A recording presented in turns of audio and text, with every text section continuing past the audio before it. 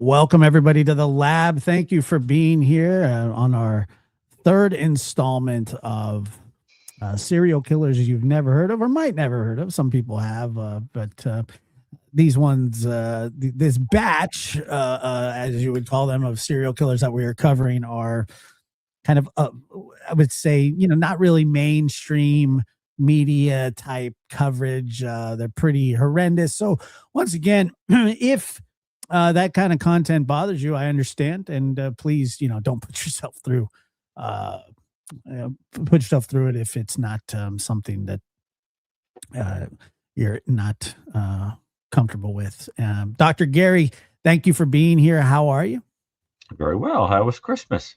Christmas was good. It was fine. I'm kind of glad it's over. Dr. Gary is a forensic psychologist. He works with the Cold Case Foundation. He's the author of The New Evil. If you have not picked that up, I got a couple messages from people that did receive The New Evil at Christmas. I thought that was, quite the stocking stuffer.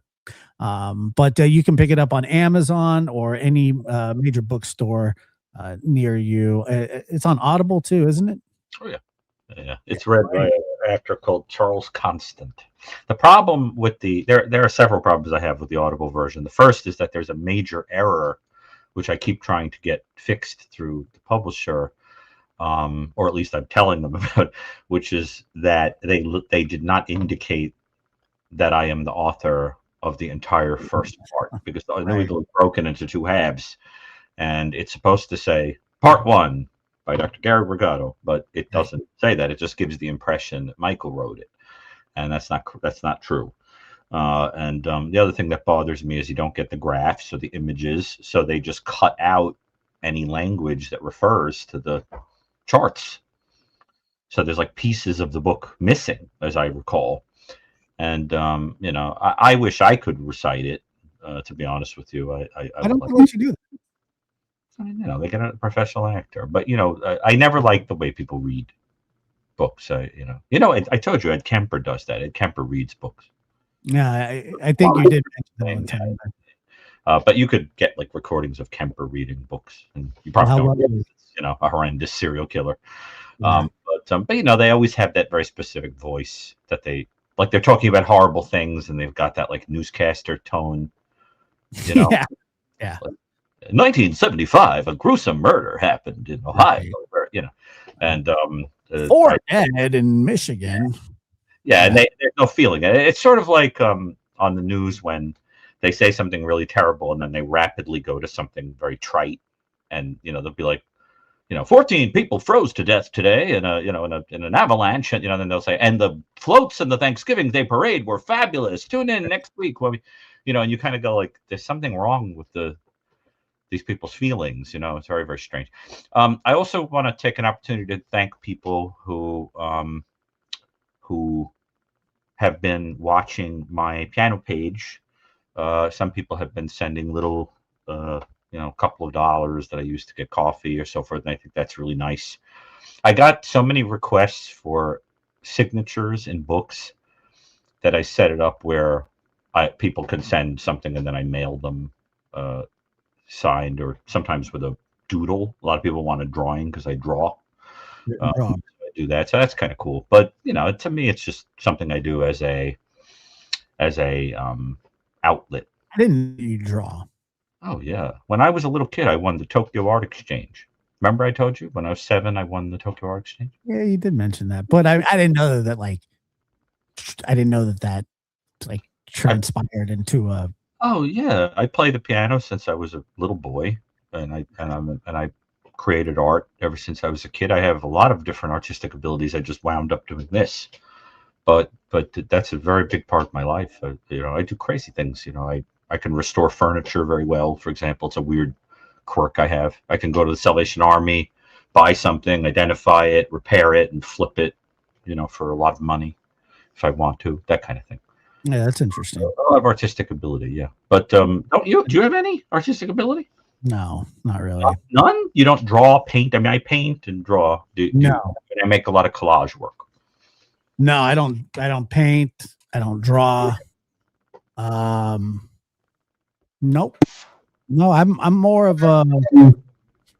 I mean, Am I right? Yeah. Do you write? yeah, You write? Yeah. I do that. But other than that, no. I mean, oh well, I do. I play the drums and I can There you go. sing There you uh, go. a little bit. So But other than that, no. I mean, I'm not like super artistic in that sense. But mm, I envy people that can. I'm a big right, fan of people that can right. express themselves through art, drawing, and stuff. And so I'm a fan Well, of. part of the reason that I'm going that way with the conversation is that the case that we're going to talk about today um, involves an offender who, in the most hideous way possible, had a preoccupation with preserving his crimes in what he viewed as an artistic fashion. And he had a kind of perversion going on of the artistic process because he was so fantasy oriented. And we see that in a lot of offenders, particularly because so many of these serial killers are psychopaths and sexually motivated in both sexuality and in psychopathy. There's a very heavy visual component.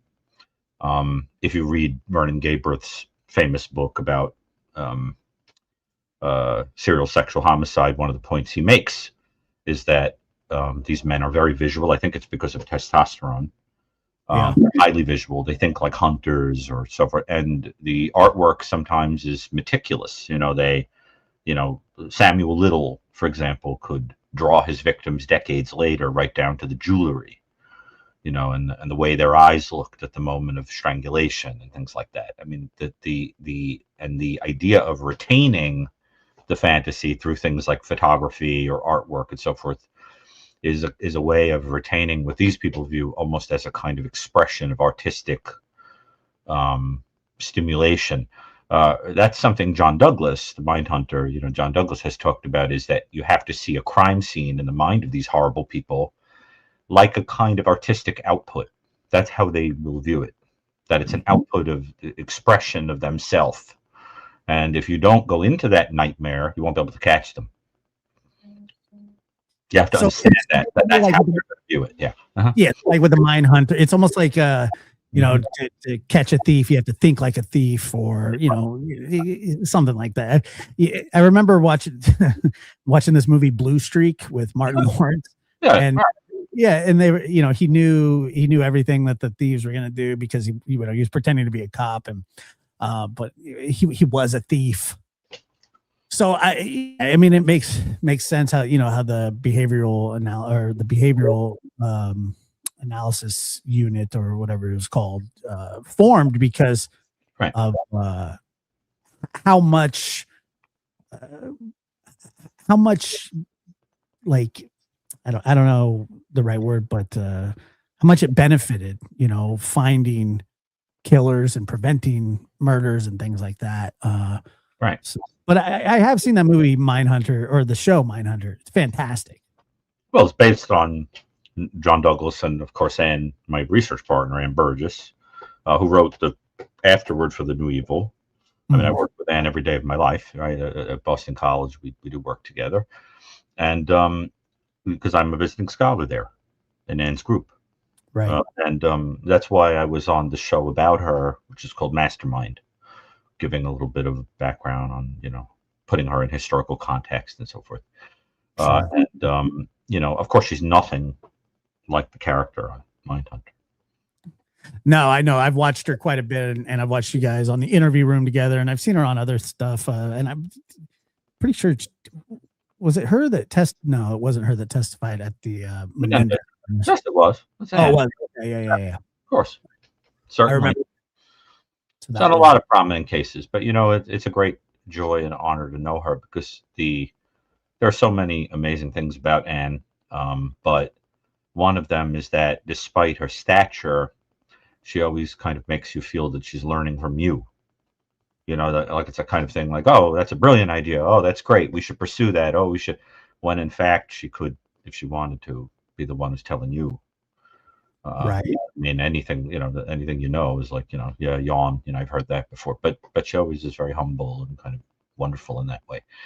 And she's a psychiatric nurse. I was very horrified that one of the policy changes in the current administration, having a lot to do with student loan matters, has changed nursing, which is of course the profession that Anne is in, to no longer be a professional degree. And this has to do with the amount they're willing to lend you. Right.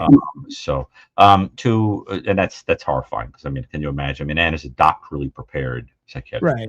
Right. So, to Cassie's question in the audience, sorry, there's no connection between the Black Dahlia and the Zodiac. That's one of those fanciful things that people cook up to have an interesting story, but the connection is nonsense. Imagine the age the person would have to be to commit the Zodiac murders after committing the Black Dahlia murder. Yeah, how ridiculous that story is it's quite far apart.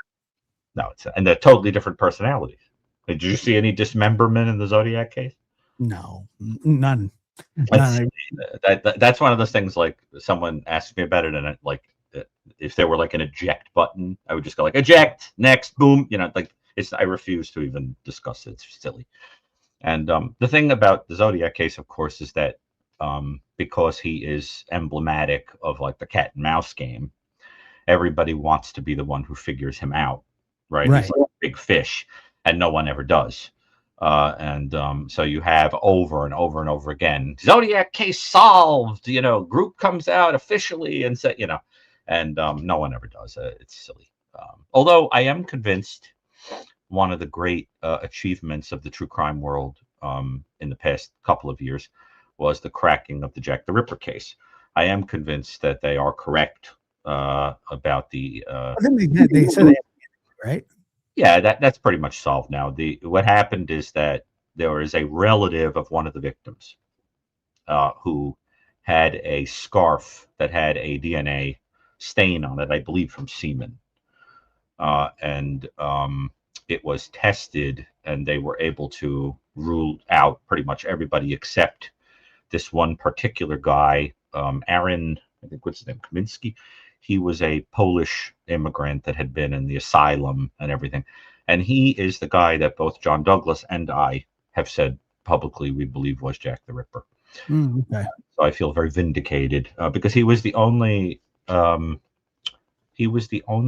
suspect that made sense profile-wise. But they had the most ridiculous people on that suspect list. I mean, Prince Albert was a suspect. I mean, Prince. I mean, are you kidding me? Yeah, so, yeah, I know. But I am convinced that is a solved matter, or but no one wants it to be. No, it kind of lends itself to the fantasy, the lore, it's people can keep writing about it and making movies about it. Who is the Zodiac? And it's kind of like how everybody talks about Hitler's last days. Oh yeah, now we have more, and it's like he was pretty much doing the same thing. Last days didn't come quickly enough. Yeah, over and over. See, it's interesting because again, you have a thread that if we pull on it,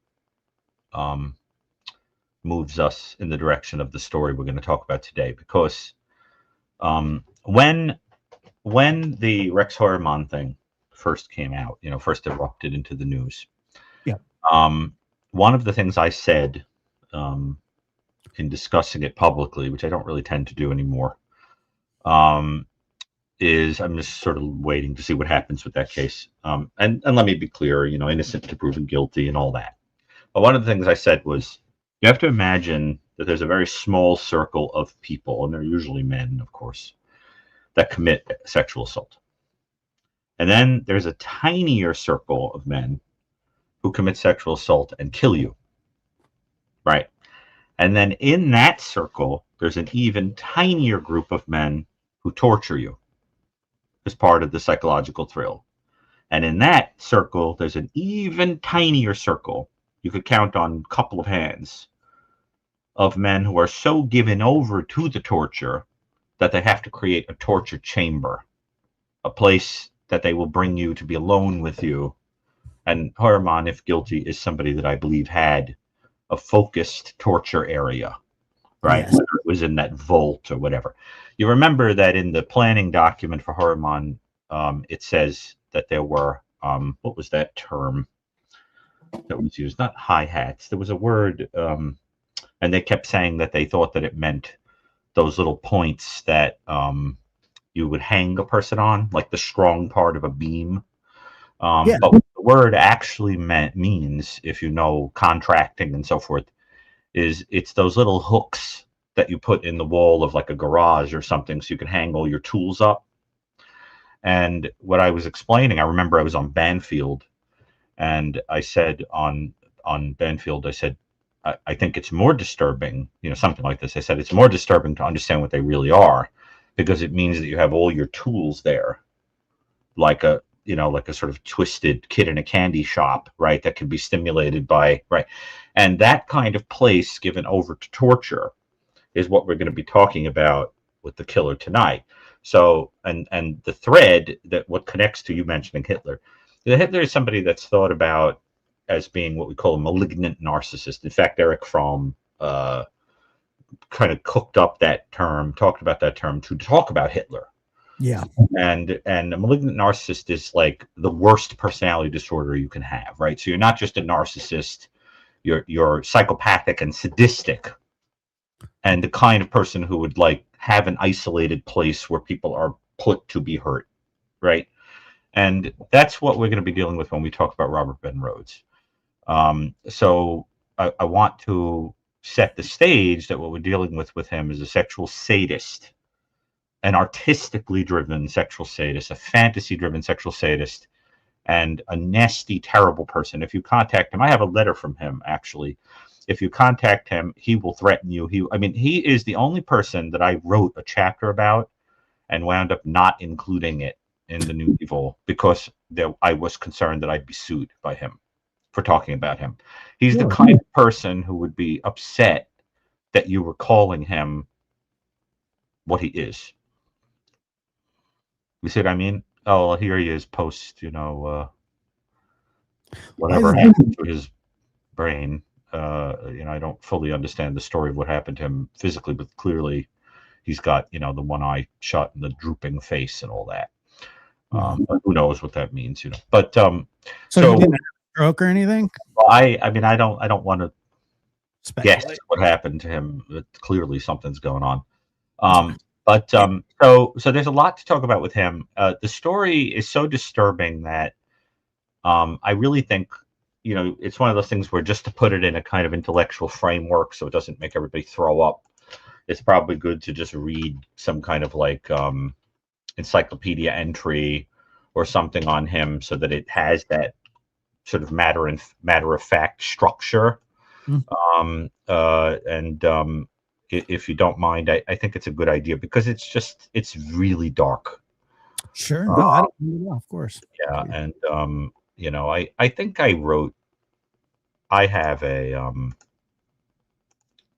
have something I wrote about him that I could theoretically read since I didn't include it in a book. But let me have you, if you don't mind, do like we usually do, where you sort of read through something, and then I'll fill it in with facts that are going to be missing out of the coverage. So we're talking about Robert Ben Rhodes. And did you find him? The Robert BenRhoades.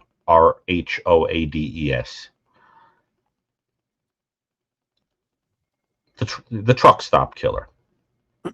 Robert Ben Rhodes. Yeah. Okay. So, yeah. Want to do early life? Yeah, just read it all. It's not a very long entry. Like I said, I'm going to have a lot more info about him that isn't there. But just read it through, and then I'm going to jump in and fill it in. Robert Ben Rhodes, born November 22nd, 1945. Speaking of Hitler, also known as the truck stop killer, is an American serial killer and rapist.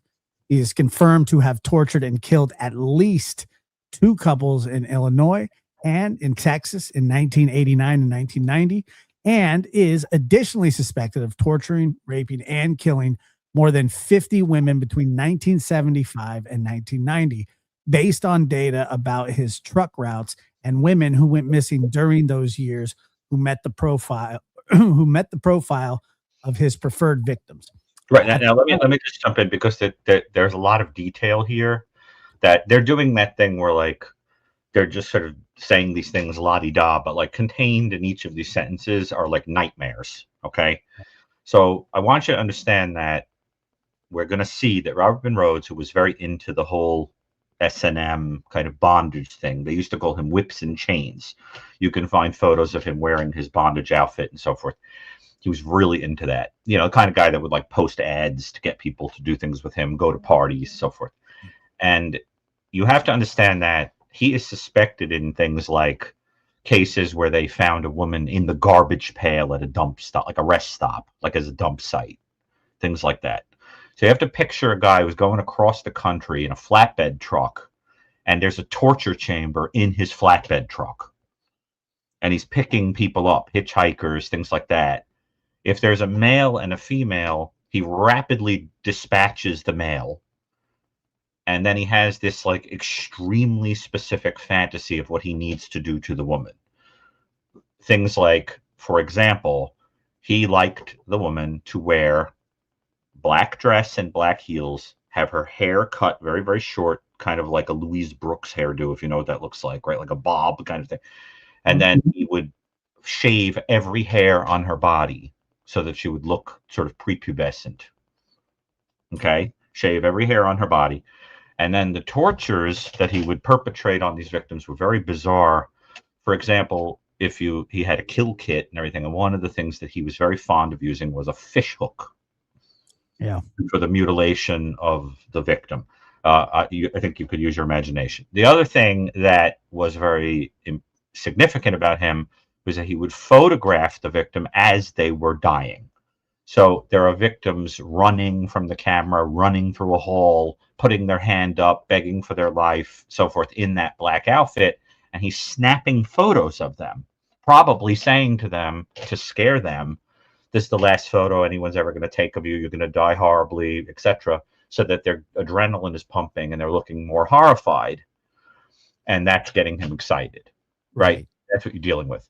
So you want to understand that this is also a guy who was very into total humiliation. So, for example, there was one story of him where he had picked up a victim that he would take out. And you have to picture somebody driving in a flatbed, like, you know, when you drive them late at night, like 2, 3, 4 o'clock in the morning, and there's no lighting on the road. Sure. So there's a story about him where he takes one victim in like the pitch dark out in the road, and he walks her on a leash in the pitch darkness on the side of the road to get aroused. Do you understand what I'm saying? Like collar around the neck on a leash, walking in the darkness. I mean, just try to imagine the horror that this guy would perpetrate, right? So you're talking about somebody who commits what I would call category 22 evil, right? And I mean, true over the top evil. And you have to picture also like how long a person would be kept in that torture chamber, right? Being dragged across the country, dropping off deliveries while a bound, chained up person is in the back, not able to scream, right? And you're dropping off deliveries, packages, the whole thing, and the person is in there, right? And you go, so just think about that. Okay, just to put that into perspective. So, okay, now proceed with the reading. And but I wanted to flesh that out for people because, you know, you're not talking about some garden variety offender here. It's like one of the worst of the worst. Sure. Yeah. All right. So Rhodes was raised by his mother and his formative years as his father was a soldier in the United States Army, stationed in West Germany. Rhodes attended elementary school when his father returned from duty overseas. After his father was discharged from the military, he found work as a firefighter. Rhodes was active in his school's extracurricular activities and involved himself with various sports and other programs, including football, wrestling, choir, and French club. Rhodes' criminal involvement during his high school years consisted of an arrest in 1961 at age 16 for tampering with a vehicle and an arrest for public fighting in 1962 at age 17. After graduating, what is that called? What is that called where you've got criminal behavior in a whole variety of areas? I don't know. What's the fancy term for this? So the term we use is that's called criminal versatility. Now, I am sure that, you can find other people who have discussed whether he is a psychopath. I am not going to say that because I haven't, met with him or examined him, but you will find all over the place that people say that. And criminal versatility is a symptom of being a psychopath. So what you'd expect in a psychopathic person is that from a young age, you're going to see a whole plethora of criminal behaviors: bad checks, shoplifting, fighting, drugs, etc. So criminal versatility means if you have a criminal personality, if you have a psychopathic personality, you're not just doing one thing. Your whole personality is so given over to crime that you would expect a variety across the lifespan, right? So, one of the ways you're dealing with a psychopathic person is they cannot touch anything without turning it into crime. They get a job in a supermarket, they're robbing the supermarket. They get a job in the library, they're robbing the library. You know what I mean? They're stealing the books. Somebody gets them involved in a church group, they're stealing out of the basket. They're going to find a way to turn anything into crime. Yeah, because like of their nature. Yeah. Right. Criminal. We've all known people like that. Yeah. And let me read this here. And David, thank you so much. Merry Christmas, Josh, Dr. Brucato. Josh, this money is for your corn dog fund. Well, thank you. I mean, okay. Who doesn't like a good corn dog, right? And let's see, corn dog fund. And Heather, thank you so much for that as well. All right. So after graduating from Thomas Jefferson High School in Council Bluffs in 1964, he joined the Marine Corps. During the same year, his father was arrested for molesting a 12-year-old girl and subsequently committed suicide while awaiting trial. That's very Rhodes was dishonorably discharged from the military for his involvement in a robbery. After his dishonorable discharge from the Marines, he attended college but dropped out. He later attempted to join a law enforcement agency, but was rejected for his dishonorable discharge from the Marine Corps. Rhodes married 3 times, having a son with his first wife. Subsequently, he found work in stores, supermarkets, warehouses, and restaurants. Eventually, he became a long-haul trucker during the 1980s. Rhodes developed interests, including involving himself in the BDSM scene. It was during this time that he allegedly verbally, physically, and sexually abused his third wife, Deborah Rhodes.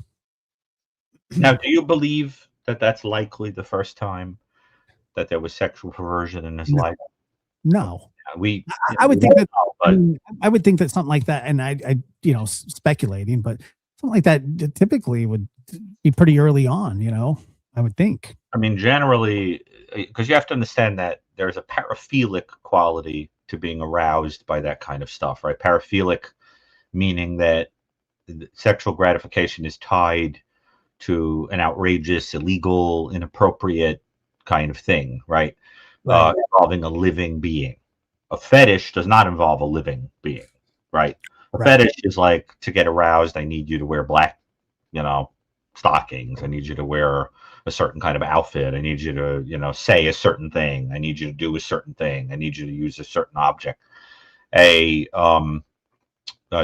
mentioned the black stocking thing because I was thinking about a serial killer that I was asked about earlier, who one of his signatures was the use of black stocking to kill his victims. And so that was a classic fetish that became a signature element of the crimes for him because he needed it for sexual gratification. A paraphilic thing would be like, you're attracted to an inappropriate age. You need to watch people through the window. You are attracted to people that are suffering. You're attracted to people that are elderly when you are, 20. You have a kind of inappropriate attraction that, and under that umbrella of paraphilic disorders, we get this kind of sexually sadistic thing. And it's a complex thing, how somebody ends up developing, things like that. It's very, there's no real rhyme or reason. Right. Huh? Yeah, exactly. But notice that this guy was interested in S&M. We see him with the concentration on the sadistic behavior, But the question is, how much was he into the being abused, and does he have a history of sexual violence against him? Why does he hate women so much? Why are the men dispatched that are with the women, like with a shotgun or whatever? Like there's an incident where he picked up two hitchhikers, that a male and female, that were coming from like preaching somewhere, like doing Christian preaching, and he just took a shotgun and killed the guy, and then tortured the woman, for a long time. And what was going on with his parents? What is the symbolism of this transience of having like a home that is with him like a tortoise as he moves from place to place? There is no home, and yet there's a consistency in the torture that is always traveling with him. The dirty secret that goes wherever he goes. It's almost as if he resents the transience and is jealous of these couples and people that are happy. So that you get the sense of somebody that came from a home that was unpredictable and possibly violent. His father had something going on. You notice the father had committed some. Yeah, absolutely. Yeah. Right. So, so pay attention to that as we're talking about this, because I've wondered about him, if something happened to him. That's unclear. This is not somebody who's going to tell us, but it does make you wonder. So these are this right here are the crimes. The crimes. They're really important. So on October 26th, 1990, deer hunters discovered skeletal remains in Millard County, Utah. At the time, the victim could not be identified, as she was known under the name John Doe, which is typical for an unidentified victim. For the next 13 years, it was not until May 2003 that forensic scientists from the University of Arizona, after comparing x-rays of the victim's jaw, were able to identify her as 24-year-old Patricia Candace Walsh. Walsh and her 26-year-old husband, Douglas Scott Ziskowski, both from Seattle, Washington, went missing shortly after leaving the city in 1989. Ziskowski's remains were discovered in January 1990 in Ozuna, Texas, near Interstate 10, and he was identified in 1992. After Walsh was identified, representatives from the Utah State Police Department contacted their colleagues from the Texas Ranger Division, but the investigation did not identify their killer. After his arrest, Rhodes confessed to the murders. He claimed that the couple were hitchhiking when Rhodes picked them up in his truck while on a long-haul journey. He immediately killed Ziskowski and dumped his body in Sutton County, Texas, where he was later found. He kept Walsh for over a week, and during this time, he tortured, raped her numerous times before killing her and dumping her body in Millard County, Utah. Less than a month after Walsh's death, he abducted 18-year-old victim Shayna Holtz, who escaped and informed police. When Rhodes was detained, the victim declined to press charges, feeling that she would not be believed despite extensive evidence. In her statement to police, she said, "I don't see any good filing charges. It's just going to get me to be my word against his. If there was any evidence, I would file. I would file charges and sue him." It was later asserted that she was fearful of Rhodes after enduring 2 weeks in his truck. Rhodes had converted the sleeper cab of his truck into his own personal torture chamber, where he kept women, sometimes for weeks, torturing and raping them.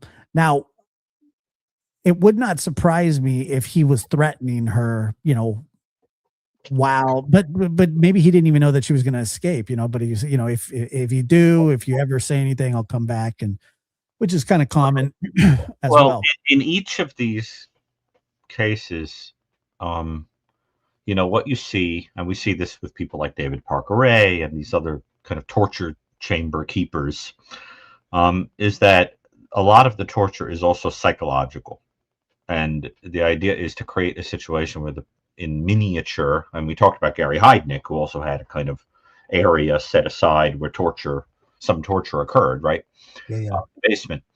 And what you want to understand is that the I mean, how do I say this? It's that you're going to have a kind of miniature version of an abusive dynamic like somebody might have over many years with a spouse or a romantic partner, right? So there's all that kind of breaking down of the person's self-esteem, making them believe that they can't run away even though the door is open. Josh, there's somebody in the audience saying some things that are really like in praise of the killers, and I just want to kind of say that we do not endorse this praising of murderers and so forth. That's putting me off a little bit. But anyway, that's not why we're discussing these people. There's no admiration of them. We are talking about them because they are vile people who hurt a lot of people, and the idea is to prevent these kinds of things. Yes, get well soon. Have a good day. And It is right there. yes, I get well soon. There, yes. I don't know why there's that praising of killers, but it's disturbing me. So now, in order to understand a lot of what he was doing, you also want to kind of understand the way that abusive dynamics work, right? You have to understand that this guy, whatever, I think probably killed them partially just to eliminate a victim. But what makes him unusual is that he was enjoying the killing. In other words, a lot of these people are doing this where the person dies because the assault is so powerful that they expire, or after they have played out their torture or whatever they need to do for sexual arousal that they feel they need to do, they will kill the person because the person is a witness. But every once in a while you get an offender where the killing itself is part of the excitement. And here we have a guy who is photographing you mid-death. It's part of the excitement. It's part of the thrill because he's a sadist and he needs the adrenaline associated with, a person screaming and so forth.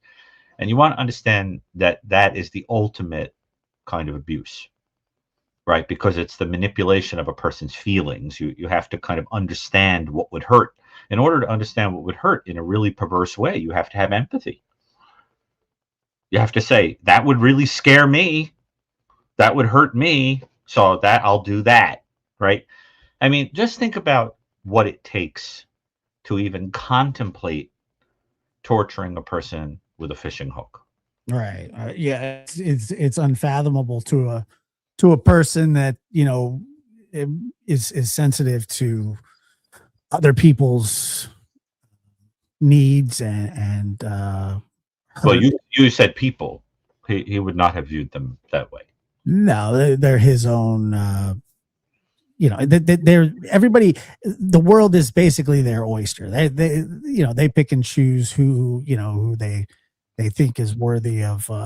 Well, because if you have a person who comes from a home in which there's a sense that the people around you are unpredictable, then the excitement would come from the idea that you could assert so much power over a person that they belong to you. You dictate when they come and go. You dictate their sense of power over you.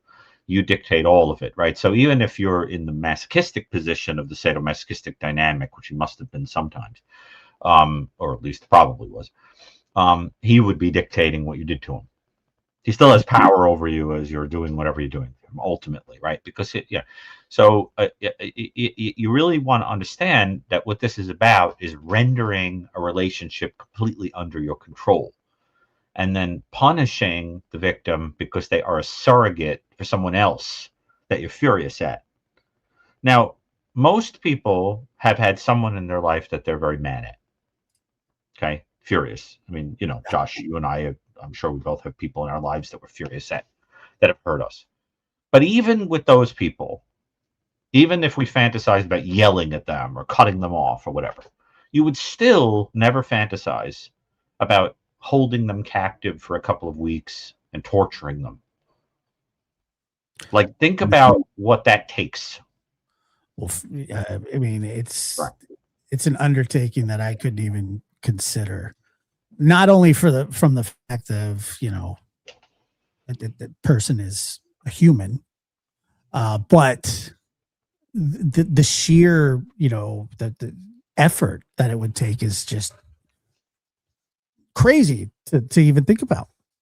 And they go through these lengths, the lengths to, you know, set it up and you know, like you mentioned, Huraman. You know, I mean, If he's guilty, we have he's to remember. guilty, but I mean, Yeah. we saw the alleged list. Right. You know, the bam, bam, bam. I mean, just very. A lot of these guys. I think it's fair to say if guilty because the case hasn't been adjudicated, of course, right. But it's really strange because you know, a lot of these guys who are just disgusting pigs of human beings, a lot of them are very type A, you know. Sure.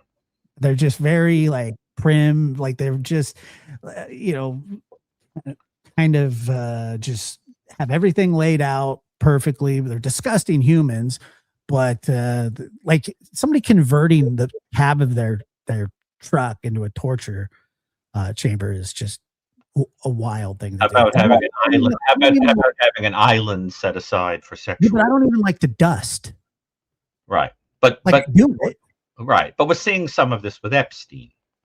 If you're reading, you know, this idea of having an island set aside for your right, and having complete power over people because you're, you know, like for example, I don't want to get into that because it has political implications. But just as an example, one of the most disturbing things that I saw in there was that there was actually a dental room there, you know, in this guy's home, right? What is that for? You remember that David Parker Ray had a gynecological chair at the center of his torture chamber. Yeah. Right. Well, you know, so you want to understand, I mean, is the idea that somebody has to be so isolated that they have to get their dental care there with you watching so that they can't, you know, accidentally talk under the influence of medication or tell the dentist or see proof of abuse and so forth, that even medical care has to happen under your eye? Right. Or was it used in some kind of abuse? You know, there are things like that you look at them and you just kind of go like, knowing what I know about crime, this photo is nightmare inducing. You see what I'm saying? Yeah. And you have half the public not even paying attention to those files. Yeah. It's just all very, you know, if you're not in that mindset, if it's not, this isn't something that you study or people that you know much about, you're just blown away by just the sheer evil. Yep. And like you said, the isolation, to have a dental. That's a characteristic of an abuser. One of the things you will see in an abusive individual is that I always say a cult is a large-scale abusive relationship. You use all the same techniques, right?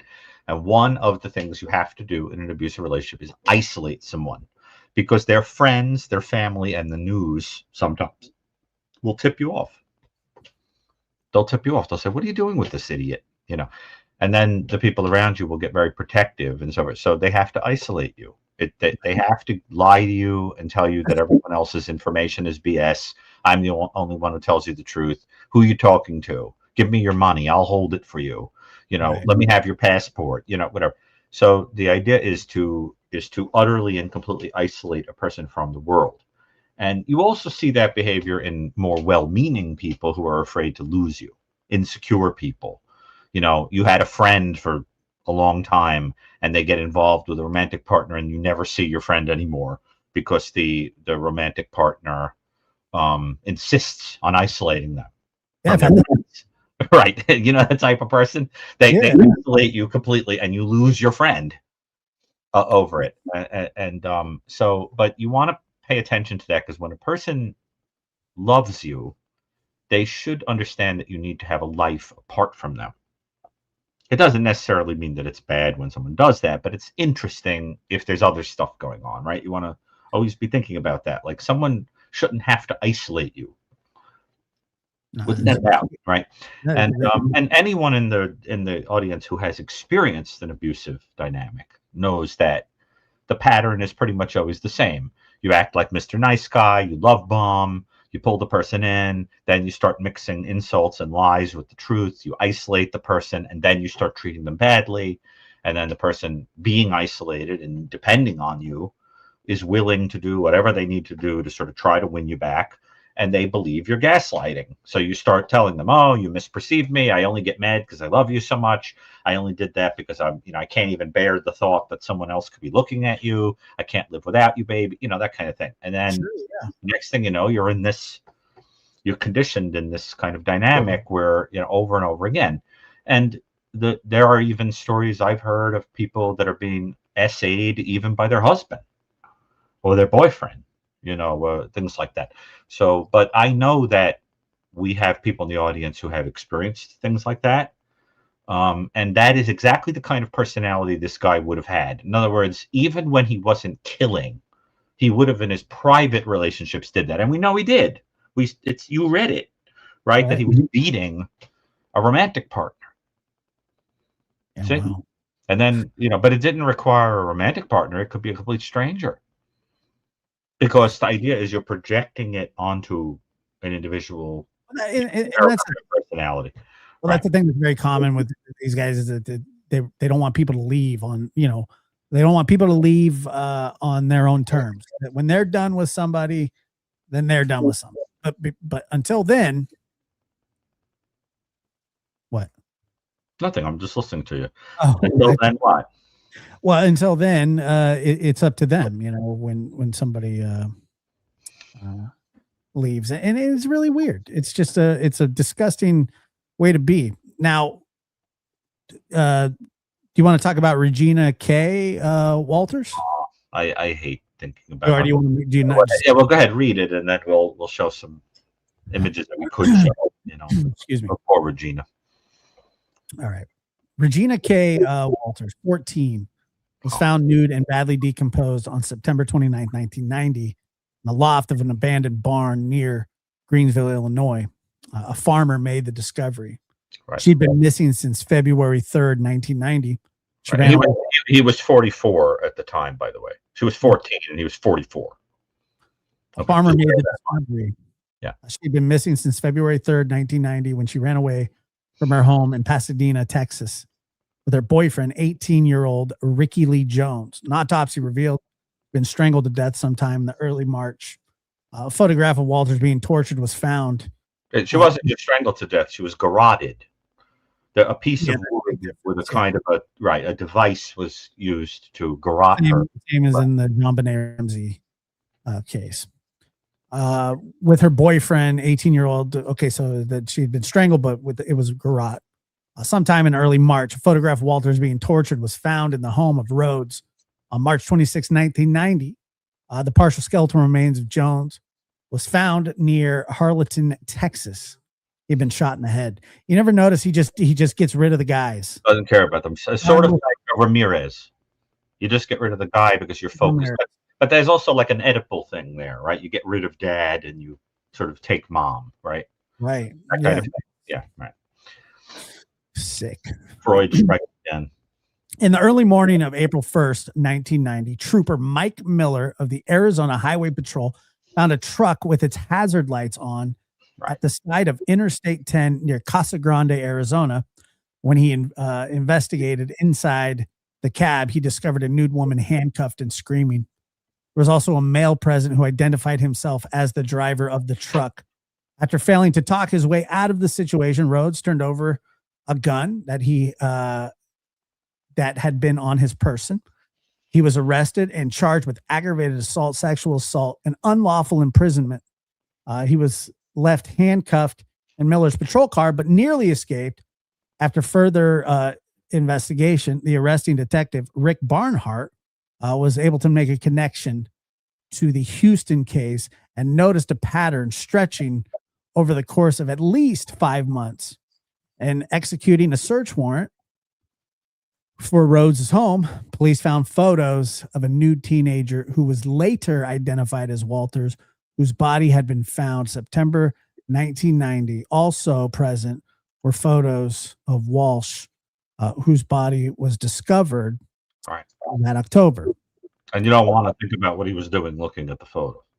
And by the way, you know, there are sometimes I'm interested in the little accidental poetry that happens with cases, you know, and I've always been fascinated by that the person that was involved in helping to bring him down was Barnhart, Yeah, because um, that's where she was found, in a barn, I know. randomly, you know, in the middle of nowhere, sort of, you know, with the thing around her neck and nude and only 14 years old and the whole thing. Something about that play on words, Barnhart, is interesting to me. But you know, he also, as I said, you know, you have to picture also that this woman would have had her appearance altered by him. The hair shaved off, the hair cut, the black dress with the black heels before she was nude, for the, you know, in the photos, the whole thing, and it was very ritualistic, right?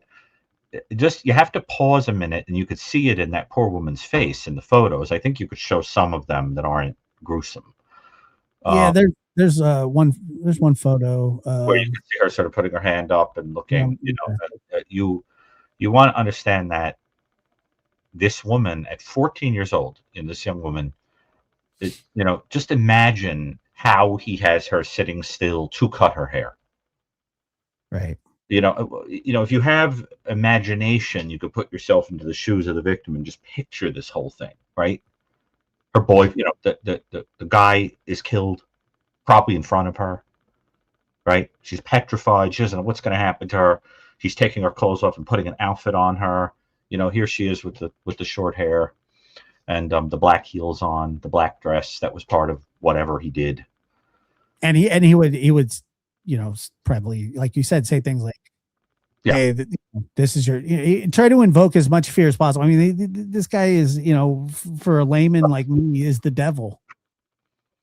Well, you know, let's say the people who are malignant narcissists, right? The torture murderers, these types, they are the ones for whom we use the word evil more than anyone else, you know. And as people are pointing out, yes, she's 14, she's a child.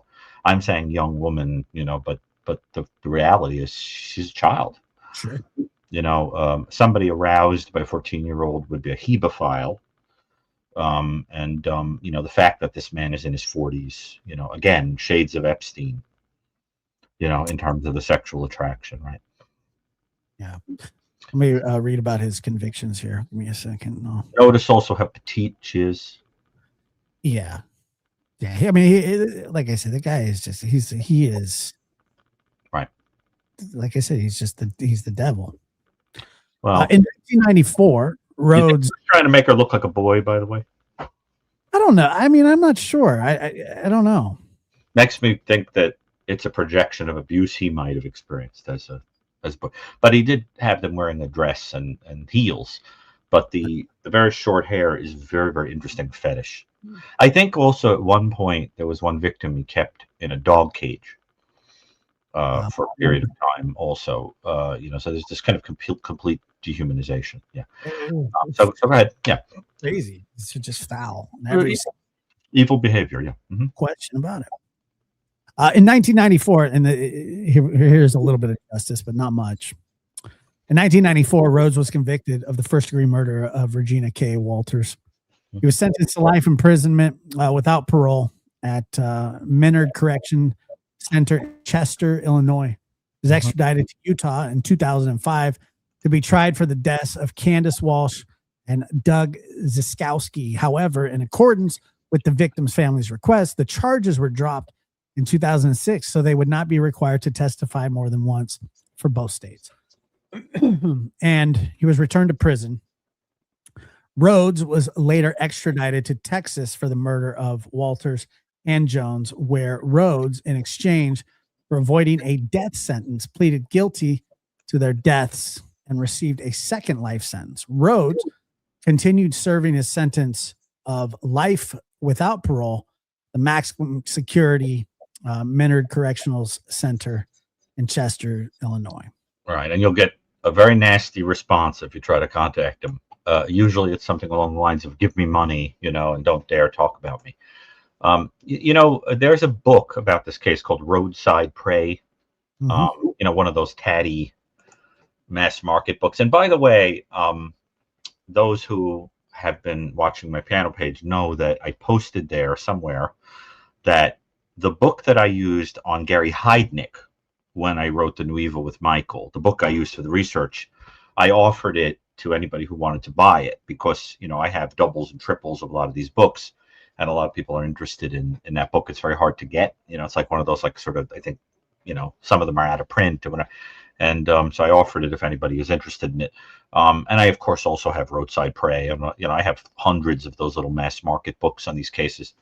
But Robert Ben Rhodes, there's a line when they interviewed Alva Bush for an article, and I saved it here, and I'll just read the line because it's interesting to me. And it says, let's see if I can find it. Hold on. I know I have it. Here. It says, Alva Bush, author of Roadside Prey. Mr. Rhodes is a very evil man. In the cab of that semi-truck, he had a torture chamber built into it. Alva Bush wrote a book about Rhodes nearly a decade ago. By then, Rhodes was safely behind bars. Bush believes Rhodes roamed the highways for years using his truck to satisfy his lust for torture and murder. It ended one day in 1990 when an Arizona cop stopped to investigate a semi parked along the highway with its lights flashing. Alva Bush said, when he stepped up on the running board to look in, he saw a woman shackled inside the cab with a horse bit in her mouth. The cop arrested Rhodes and rescued the woman who had been held captive on the highway for many days. Alva Bush said she had whip marks all up and down her back.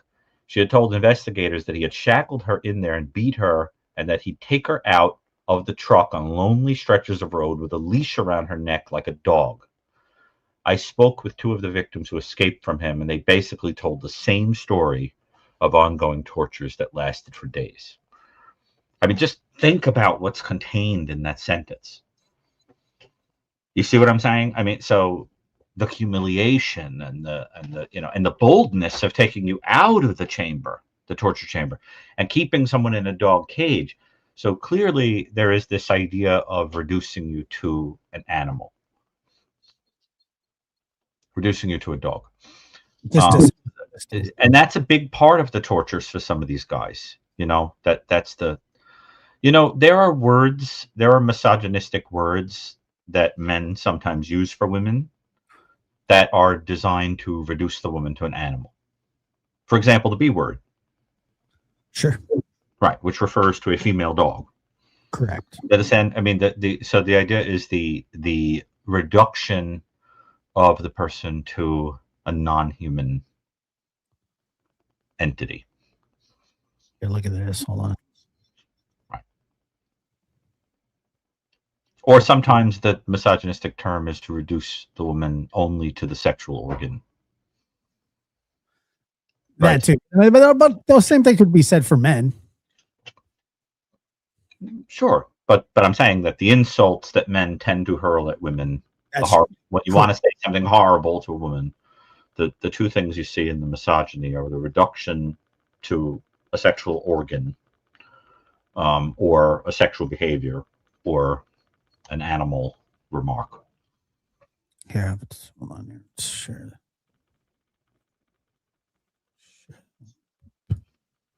There he is. Ugh. With his whips and chains. Yes. Look at this. Yeah. Look how happy he looks.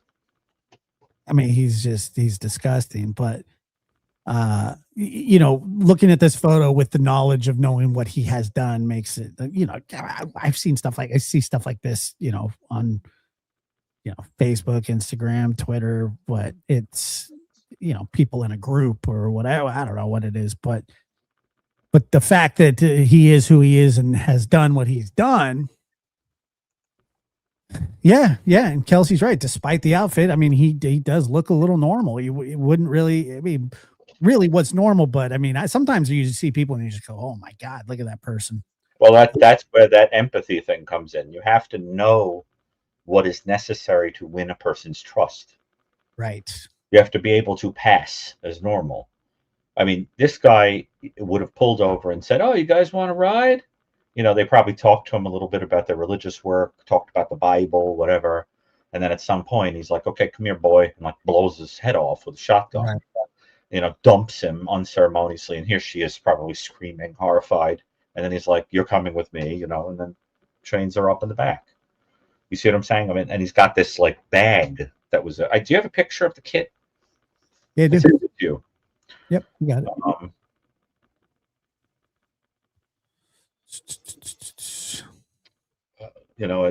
Don't let your imagination, get to you about what these objects were for. But there's really random stuff in there. But you notice it looks like a briefcase. Are those spoons? They are indeed Plastic spoons? They are indeed plastic spoons. And a fork. And a plastic fork, yes. Cotton cord. The hell? Is that a garrote? Could be, but most of what's in there would have been whips and hooks, metal, torture instruments, things like that. Probably in there is the outfit that was required, the dress and I'm sure there was scissors for the hair cutting or a razor. But that was carried around wherever. The idea being that he never knew when he was going to chance on someone that met his criteria. Right. So he's using this as a kind of a trolling process. It's really the stuff of nightmares. No question about it. I mean, legitimately terrifying, you just feel so bad for the women and men, I mean, he discarded of the men rather quickly, but fairness, they didn't have to experience the torture. No, but he cut their life short and with no provocation or reason other than self-gratification, and he wanted who they were with, he's disgusting for that. I mean, he just and he remains an awful person. That's what I'm saying. Like, he is not somebody who in jail, in prison, has become a lovely human being or had a conversion. But to my knowledge, he remains fundamentally kind of impossible and awful. That kind of person.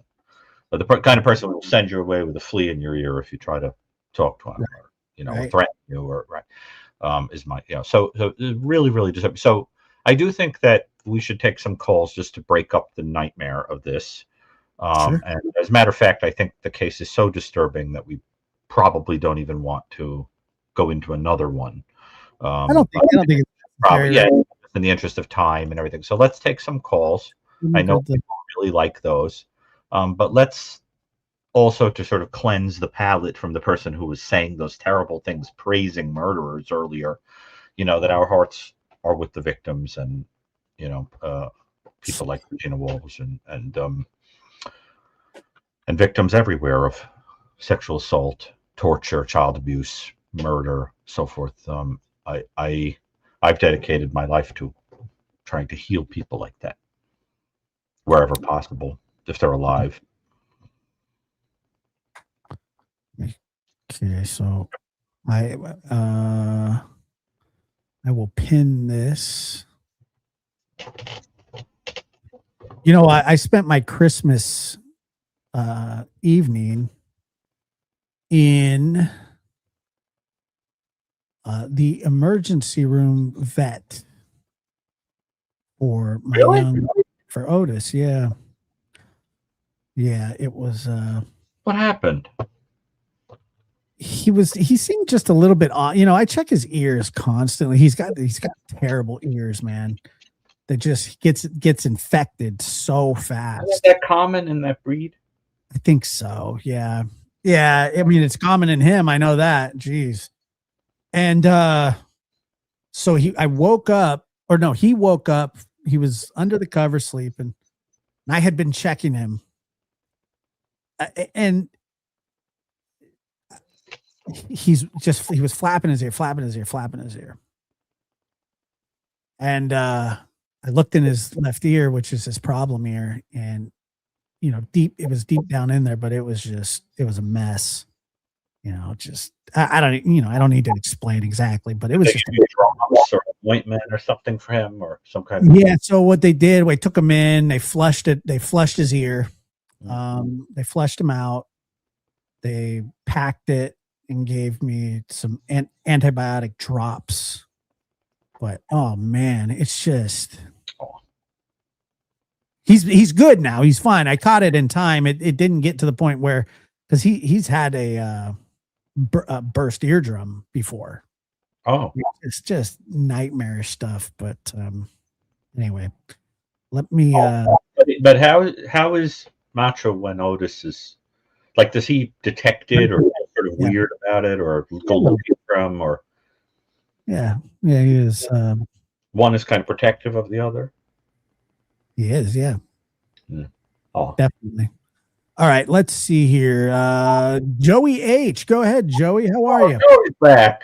Hey guys. Yes. Hello guys. Hello chat, and happy holidays. I want to let you guys know I was listening to the second rendition of this. This is part 3, and I did not call in because I felt really bad by that first part 1. A part of me wants to apologize just because, when I was brought up the subject of estrangement, I didn't, Josh, I didn't want to trigger anything regarding you and your personal life and stuff, and I apologize. I felt terrible that it went in that direction, although I don't think it was a terrible episode, but I felt bad about it, and I'm sorry. It was never, the estrangement thing was never intended toward your situation. So, well, Joey, let me say this because I heard some of that as well from others. I thought the conversation was perfectly fine. I didn't, and I appreciate your thoughtfulness and apologizing. I appreciate it. I thought that the conversation between you and I was fine. I wasn't offended. I wasn't triggered. I wasn't anything. And I understood what you were saying. And Josh, you said something towards the end. You said, nobody would ever, unless someone walks in a person's shoes, you really don't know what it feels like, and you are correct. So, but just always keep in mind, I was truly wanted to bring up the subject matter of estrangement, and I think it was Casey Anthony was the particular case I was focusing on. But anyway, isn't it ironic that the situation made you self-estrange because you thought that somebody was upset with you who wasn't, and here you are apologizing. It's like a sort of miniature version of what you were talking about how communication is the key to to getting around these things. Sure. But the part that I think people were sort of commenting on that they were being frustrated with is what you did that I thought was very interesting was you opened up a very interesting philosophical question, which is forgiveness appropriate when the other person isn't actually sorry? When the person doesn't say, I did something wrong to you, then what happens? And then that's where you start getting into this deeper question of what is, Christian forgiveness? What is, and I think sometimes that people think that it means that you have to forgive a person even when the person is still being horrible to you or says you made it up in your head. There is something to be said for that, but in the situation Josh was describing, he's talking about a situation where he goes to a person and goes like, why'd you do this? Do you feel sorry for doing this? And the person is not saying, I did a terrible thing. Isn't that true, Josh?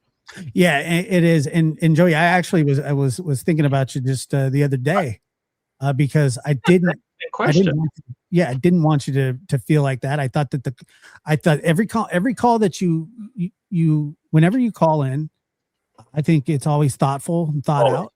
I did not think that you crossed any lines. And I would have told you if I thought that. I would have, that's just me. And Josh definitely would tell you. I would tell you, but I didn't feel that way. I thought it was a fine question. But my, I guess the end result really, how I will always feel about it is, it is very hard to look at somebody's situation that you've never been in, because I've done it myself. I've told people, I've given people advice where maybe not even advice, but I give, my stance where I look back and I go, well, maybe that's how I would deal with it, but I just don't know exactly. So, But you see how apologies have a way of making people closer. They build intimacy. Sure. Right? Saying to a person, I did something that I'm embarrassed about. I'm really sorry. I thought about your feelings. And that's why I think sometimes in contemporary relationships, there is a tendency to think that the way to handle conflict in a relationship is to not tolerate any of it and cut a person off. And I think that's what you were getting at with the whole estrangement thing, that there is this idea that it might be better to sort of try to talk things through because it can build intimacy. The trouble is that where is the line where you're moving over into taking a person's abuse, which is very different. That's a very different situation, right? Because, then you're not loving you.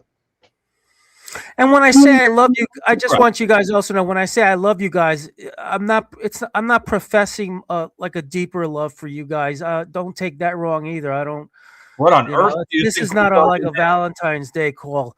All right, let's get to the nitty gritty here. I got all these subjects, and after seeing that guy dressed like a porn star killer, I got to be very cautious here. So I'm going to try to do something really soft, a softball game here. All right. So let's talk about. I love it. I want to talk about female incarceration. I've done I've curated outsider art shows in the past. That's and I worked with the CIW out in Chino, California, and they had all these programs. They've had parakeet pet programs. They had weightlifting programs for women there. They cut. And just the arts in general. So what I want to ask you guys is, what do you see a benefit in the creative therapeutic programs for female women incarcerated? And if so, what would be that benefit outside of just a pastime? Is there a greater value to the creative arts for someone who's incarcerated? What do you think, Josh? You know what? I mean, I really, I would much rather hear from you on this because I've never even considered it. Well, what do you think, Joey, is generally the benefit of creative arts for a human being? You're asking me? Yeah. Catharsis of someone who's incarcerated, perhaps. I'll tell you one particular female inmate who told me something that never left me. When you're in art, and I went to art school. I have a bachelor's in art, and when you go to art school, one of the things they have you do every year is they have you do a self-portrait, and every year you're supposed to do it for yourself. And one particular inmate, and she's a known one, by the way. She's passed away at this point. She was a high-profile case. She could never do that because she could never look at herself in the mirror because she hated herself so much for the particular crime that she had been a participant in at age 19. Right. And so the value I think it would be catharsis, but more than catharsis, sort of exploring. Wow, catharsis is healing. Wow, I would think true art therapy is the most successful when the art is not that great, when it's just really helpful to the individual to sort of get stuff out and explore.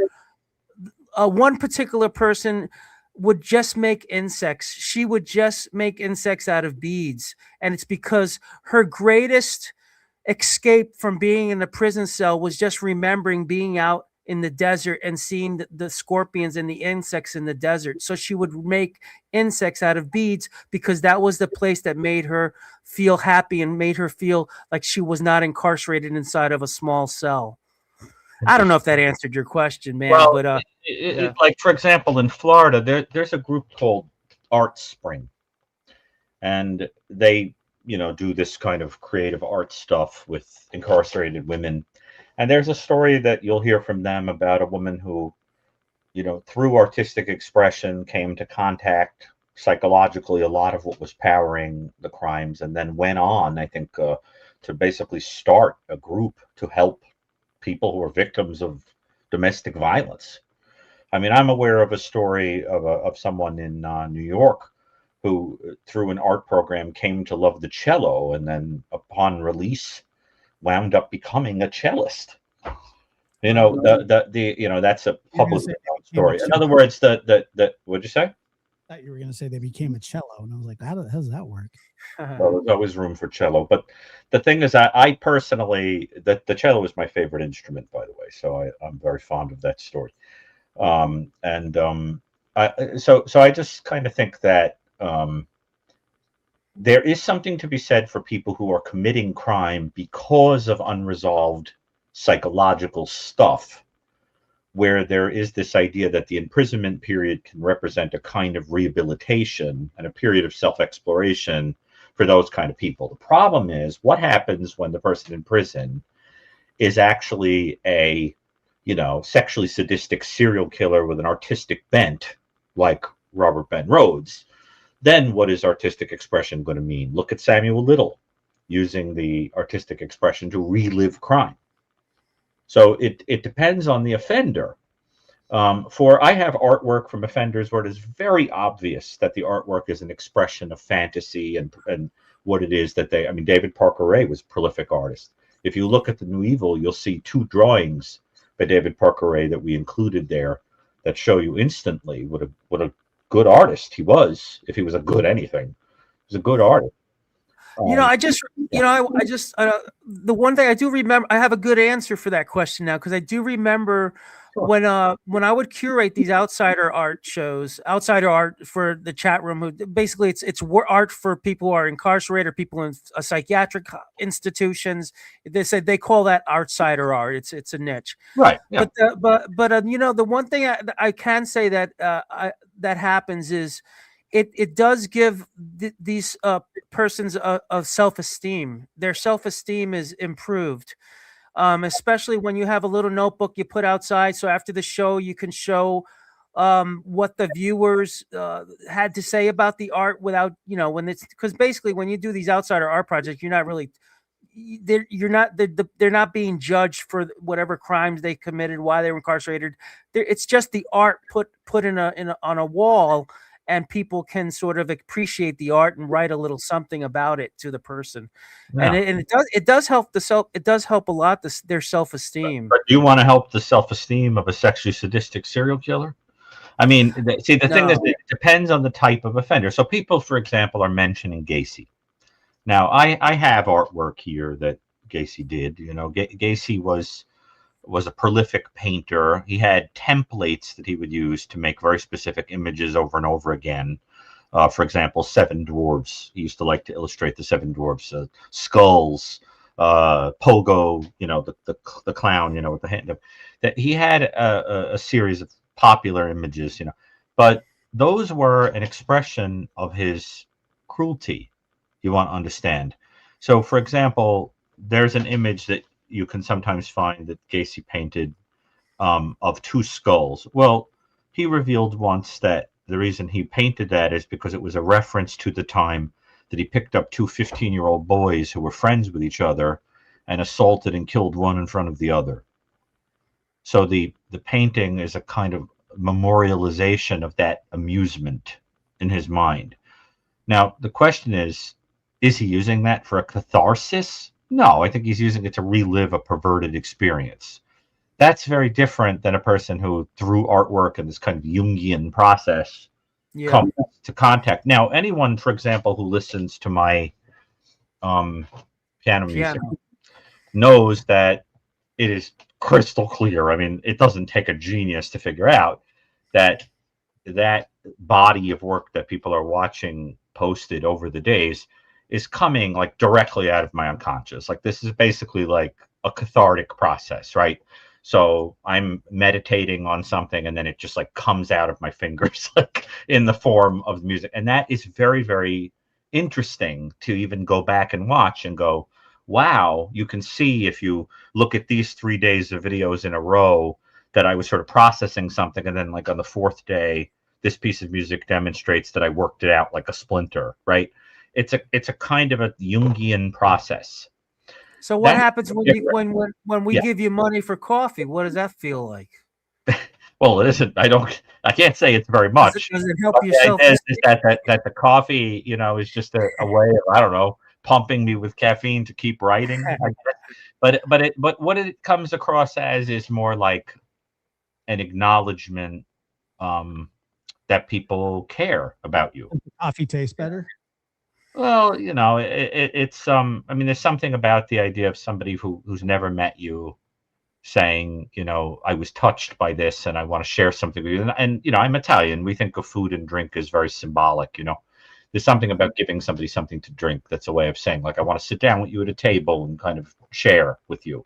What you're talking about has touched me in some way. I've been there. I relate to it. And that means a lot to me. I've had people contact me and say, I don't know how to explain it, but that piece just like it just like touched me in the heart, like it means something to me. It helped me to sort something out. I've had people write to me and say that the Christmas music increased the spirituality of their Christmas experience, that it was making them sort of pause and think about the meaning of the holiday. That meant a lot to me because I really think that I am somebody that when I get to the end of my life, I want to have a sort of bucket of deeds where I have done selfless things for people to give to God. I think ultimately, the one who loves the most wins, right? So I kind of want to have this pile of good deeds, not because I think they earn heaven, but just because they reflect that you've been touched by what you believe.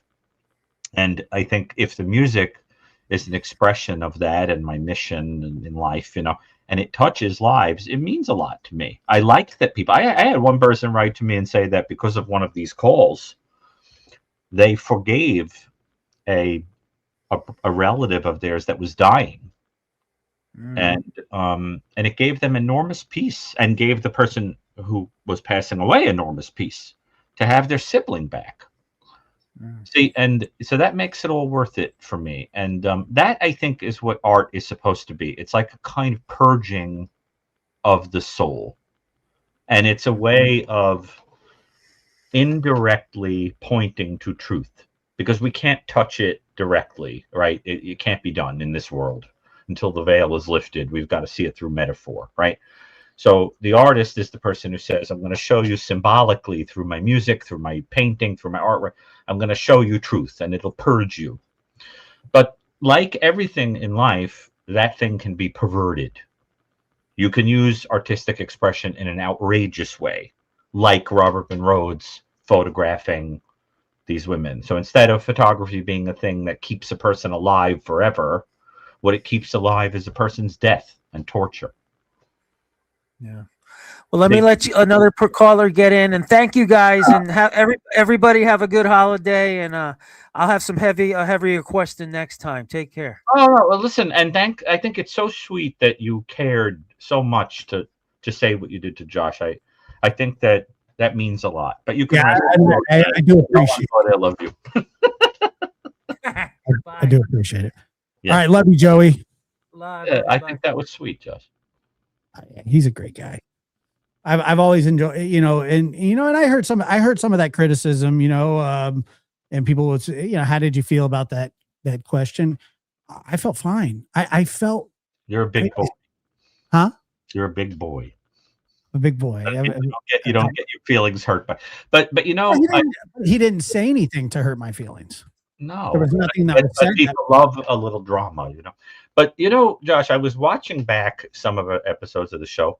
You do that? I never. Yeah, sometimes I do, and I think that the formula that touches people that we do without realizing it consciously. I think the formula is we present something that represents the lowest pits of human behavior, right? The most evil imaginable thing.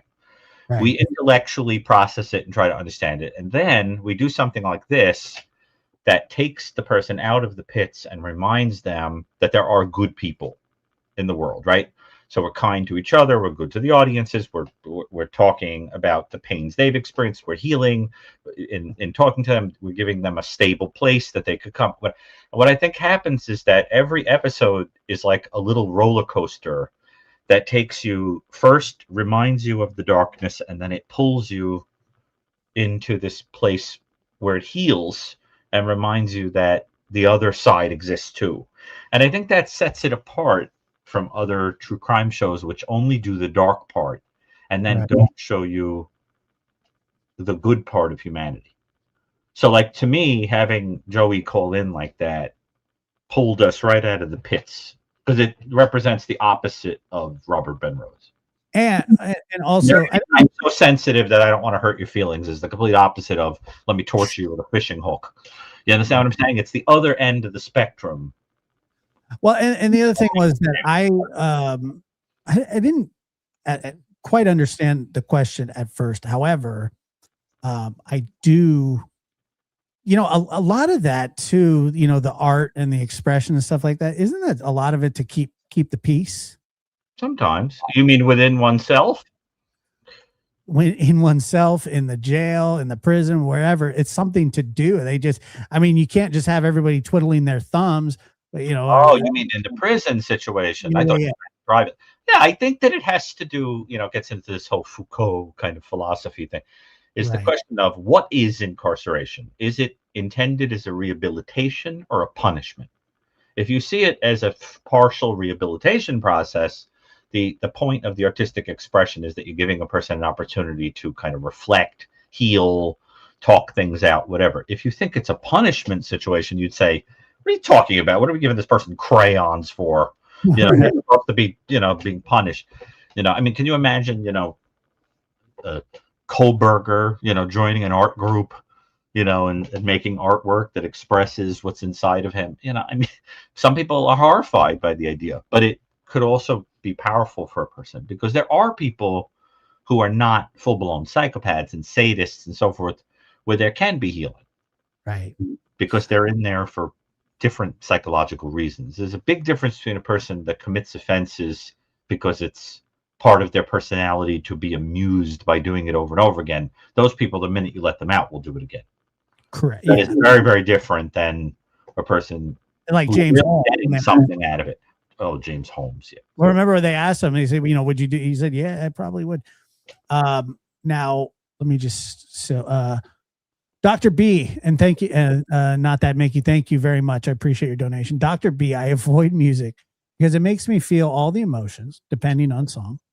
I know it's good for me, but I find it heavy, and we avoid things a lot of the times that make us emotional. And a lot of people just walk away from something. Go, hey, look, I can't deal with this. I just don't want to. Look, I'm as guilty of that as anybody. But Doctor, if please, in the chat, we'll put Dr. Gary's music page, and if you go ahead and sub up to it, I think that if you're a music lover, you'll appreciate it. I can't imagine avoiding music. There's an old expression, you don't hear it enough anymore, but there's an expression that says, don't throw the baby out with the bathwater. Well, that's because it happens. I hope it doesn't happen. But what that expression means is that sometimes when you're trying to get rid of a bad thing, you accidentally throw out the most valuable thing too, right? Like you go to throw the bathwater out, and the kid is still in the. It's like cutting off your finger by your face. Well, that's a little different, but it touches it's really on not. A similar point, because the idea is if you're going to get rid of music because it activates you, you're going to lose the good stuff too. Well, if you're going to get rid of your nose because you think it's ugly, then you're not going to be able to smell the roses.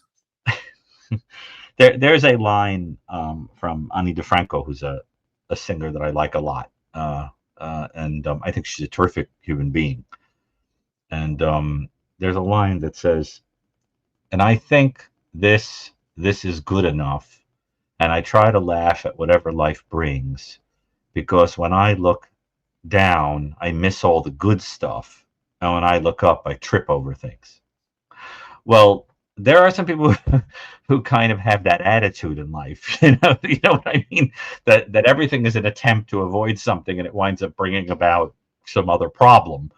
Ultimately, music and artistic expression, which is a very, very powerful topic, and can be used in a good way as opposed to Robert Penrose, who I think used it in an evil way. is very important from a Jungian perspective for the expression and integration of who you are as a human being. And sometimes you can use your artwork to reveal things about yourself that you don't even know are there. And I'll give you an example. So I told you that I really like to do collage work. Okay, I have books and books and books of collage work. My collage work is pretty interesting stuff. And I noticed that my collages, when I looked at them a long time later, I noticed that there was a very common theme of postage stamps being in the collage work. I also sometimes have dreams that involve postage stamps in complicated ways. Well, I thought about it and I forgot that my father, who passed away for a very long time, worked for the post office. And my father, I remember when I was a little kid, my father came home one day and brought me stamps. And in my mind, that thing of him bringing home these stamps and teaching me about them, it launched me into a lifelong process of writing letters to famous people, prominent people, later criminals, originally because I was interested in getting mail, in getting stamps from all over the world. And it changed my life. And, so stamps symbolize that connection, you see. And to this day, getting mail in my mind is associated with the feeling of love because of the stamps. And, I swear to this day, I buy things on Amazon just so I could run to the door and get the mail, because I associate it in some weird cathexis. I associate it with that feeling of, right. of love. See? And so I think from a psychoanalytic perspective, art can make you realize things about yourself, sort of like dream interpretation. You want to look for repeat themes in what you write about and what you sing about and what you paint and what you draw. And the unconscious unfolds in that way. And sometimes when you avoid art, it's because you're avoiding that process of unfolding. See? Yeah, of course. It's like opening up a vein that you close off, or correct. I would think so. Well, okay, we have. Let me see. Let's go ahead. We have a caller here, and Melissa, go ahead. Melissa, you're on. This Melissa, the one who's called in previously. I believe so. Two Melissas actually. Well, are you there, Melissa? All right, hold on. We'll come. Are you there, Melissa? We'll come back to Melissa. And also, there was somebody that was hanging out on here. Melissa. Come back to Judy. Go ahead. You're on. Where are you calling from, Judy?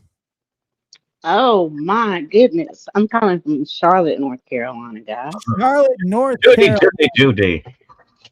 I just told my kids they're going to sleep. I said, if you all hear me talking to someone, I'm trying to get on this show to speak with Dr. Brucato and Josh. I said, I'm not going to be talking to myself. So, but anyway, I am so excited to get through. Awesome. Well, I love the idea that we've never talked before. No, we have not. A new call, Are you originally from North Carolina? I am, but I'm from the mountains. I was going to say, what an interesting accent you have. That's funny you say that, because I used to sell insurance, and I would have people, I would call out to like Texas and places to check on claims and everything. And I had a group of women, they're like, can we put you on the speakerphone? Because they all wanted to hear my accent and everything. And I was like, no, I've got a client right here I need to take care of. But it's a very beautiful, it's very musical. I like it. Oh, well, thank you. Thank you. I have not got to check out your YouTube channel yet, but I'm going to. I love music. My music, though, is going down the road 60 miles an hour with, the radio blaring. That's usually my musical therapy. But hey, listen, you need something. You need some kind of expression. Yes. It's very important. And the rhythm has a way of tying people together. That's why we use it in church services, and even in primitive ritual, Correct. things like that. It binds people. You know, you want to get a bunch And of people, of course, you make them of chant. course, being Right. of course, being from the mountains, I was raised Southern Baptist, so Yeah, well, then you I understand have. the power of music. I was raised Southern Baptist. Too. That's actually how I learned how to play instruments. You were raised. Yes, I can hear. Yep. I was raised Well, Southern that's Baptist. I have a little bit of musical talent too, but I sing. I don't have any. I can't play instruments. I've never really picked that up, but I understand a little bit. But The church yeah, that I so was raised in was called Calvary First Southern Baptist Church. and it Here- was in which state? Oh, we're in California, but it just kind of migrated. Oh, it this way. was. Oh, okay. Okay. Yeah. Fascinating. So what true crime subject comes to mind? What is Well, it? I have Would you like to your talk about? book. I have your book, The New Okay. Evil. Mhm. Love it, by the way. What I do have is a little bit of criticism because I have the digital copy, I love it. and as somebody that's disabled, the spacing on it, I understand there's a lot of material to cover, but the spacing on it, Doc, is horrible if you're trying to like I didn't have anything. really tune into. I didn't have anything to do with that, but I will tell But you can pass that on to them. that it's a valuable piece of information, and I really appreciate you sharing that about having a disability. I'm glad. Oh, though, it is. Well, yeah. whatever the disability is, it doesn't stop you from driving and listening to music. Oh, no, it doesn't. And, the Lord sure does have a funny sense of humor because That I he was does. like 32 and disabled.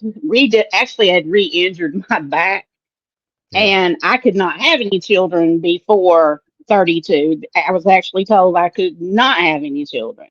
Well, And like I said, he has a real funny sense of humor. So I have my daughter at 32, and then at 37, I have my son. So there's not much that stopped me. there's not much that stop him. There are some animals and plants and things that when I look at them, I think, boy, does God have a sense of humor. Aren't there some Yes. animals like that? You look at them and you just go like, what is that? Like, what is that weird thing? Sometimes there are things in the natural world that are so extraordinary. I mean, speaking of artists, right? There are some things in the artistic world that are so fascinating that if you are a religious person, you really have to be in awe of the creative power of God, right? I mean, just as an example, I was learning tonight, and this is the most random thing. I was learning tonight about the fish that is called the white-spotted pufferfish, okay? And this fish has caused a phenomenon that for decades drove deep sea divers crazy, because they would find at the bottom of the ocean these very intricate drawings in the sand of flower shapes and circular shapes, and they didn't know what the heck was making them. They thought they were like alien looking. And it was later discovered that this fish, in order to entice a female, the male uses its beak to draw incredibly intricate doodles in the sand at the bottom of the ocean that are circular and flower shaped and so forth, and will even decorate it with little pieces of shell and coral. And then the female, if she likes the art, will mate with the male. And then the male sits in the center of this magnificent artwork and protects the egg, the baby fish. It as if Wow. it protects its artwork because it needs the artwork to remain beautiful, just in case the That part one doesn't work out. right now. And you just have to think about this, there's a famous scene and Josh and I have a game. How long does it take Gary to bring up Sherlock Holmes? Well, there's a Sherlock Holmes story where he gives a speech about a flower. He's sitting and talking to someone about a case. I think it's the naval treaty. And he just goes off into a kind of reverie, meditating on a flower. And he says that to him, he could reason that there must be a creator from this flower. And his logic, very interestingly, is that if everything is basically just sort of evolving, it's only going to do what is practical. It's going to get rid of anything that isn't adaptive, right? But when you look sometimes at flowers and things that seem to be beautiful for no reason other than to be beautiful, it implies something that gives a bonus.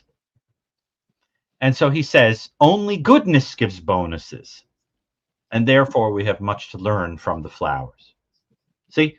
And so the implication being that sometimes the creative expression of God reveals the nature of God, giving bonuses. See? And so I think that when you look at creation and you see these incredible things, that the incredible intricacy of creation, you could see it that those are accidents and quirks of evolution. But it's strange that evolution would go out of its way to give bonuses. Right. It's a beautiful thing. You've heard the song "Consider the Lilies." I don't know if you've heard that song, Josh. Oh. You probably have. Yeah. What's that? Have I? My sister used to Consider the lilies.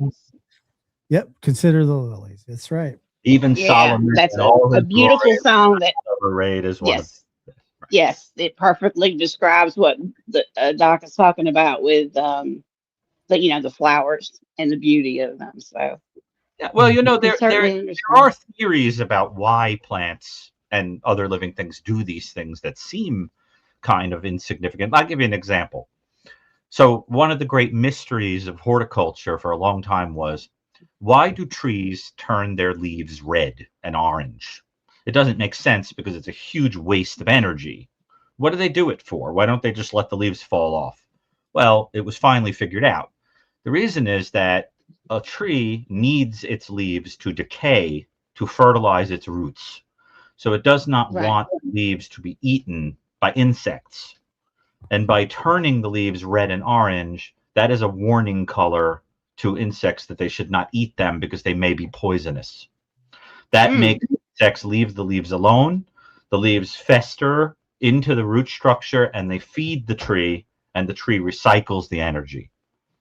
See? Right. So that there's this fascinating intricacy to life. I tell you, if I didn't become what I became, I probably would have been some kind of biologist and dedicated my life to studying the beauties of the natural world.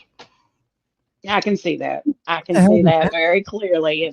With the other interests that you have that you bring in.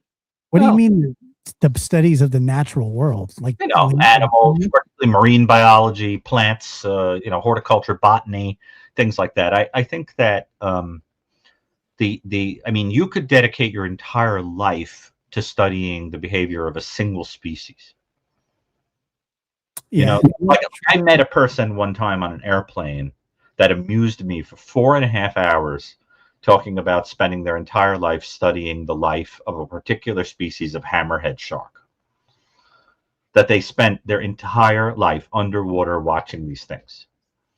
And it fascinated me beyond anything I could make you understand. I can't even get through an entire Shark Week. Well, you don't like sharks. No, they're fine. They're so cool. But how much is there to know? Do you like animals, Josh? I mean, you like dogs, but do you like animals generally? Well, of course. I love animals. I don't like sharks. What animal is your favorite? I mean, obviously, it's a dog. But other than that, it would be an elephant. That's my favorite animal. I love them. We have the same favorite animal. That is very interesting. Actually, a giraffe. I lied. I like them too, but elephants are my favorite. That's I think they're just like spectacular animals. There's just something about them. Yeah. I hate turkeys, but anyway. Well, I had a bad experience in the woods with those, Josh. I got attacked. Well, listen. I really appreciate you calling in about that, and I really will pass that piece of information along. And if you ever need anybody to leave your physical library collection to, look me up. I'll be glad to take it and then pass it on to my own daughter.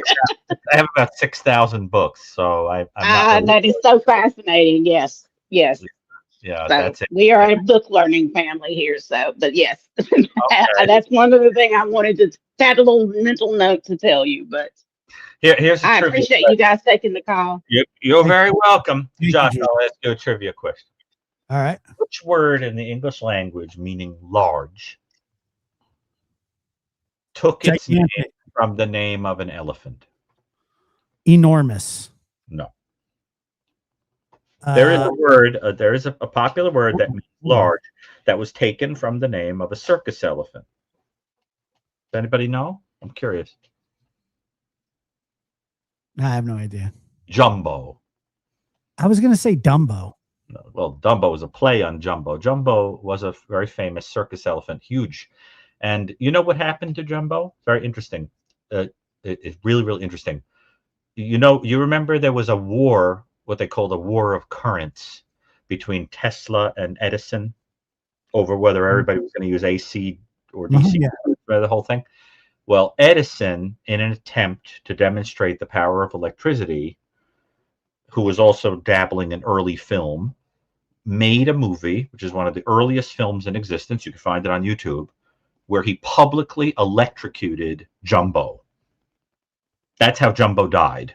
Jumbo like attacked someone, and they literally put him on a big metal plate and electrocuted him. And Edison said, "See how much power electricity has." I think that was Jumbo, not some other elephant, but could have been another one. I think it was Jumbo, and he filmed it, and that is how he won. Sort of won everybody over to the power of electricity, which horrifies me every time I turn a light bulb on. It's a terrible thing.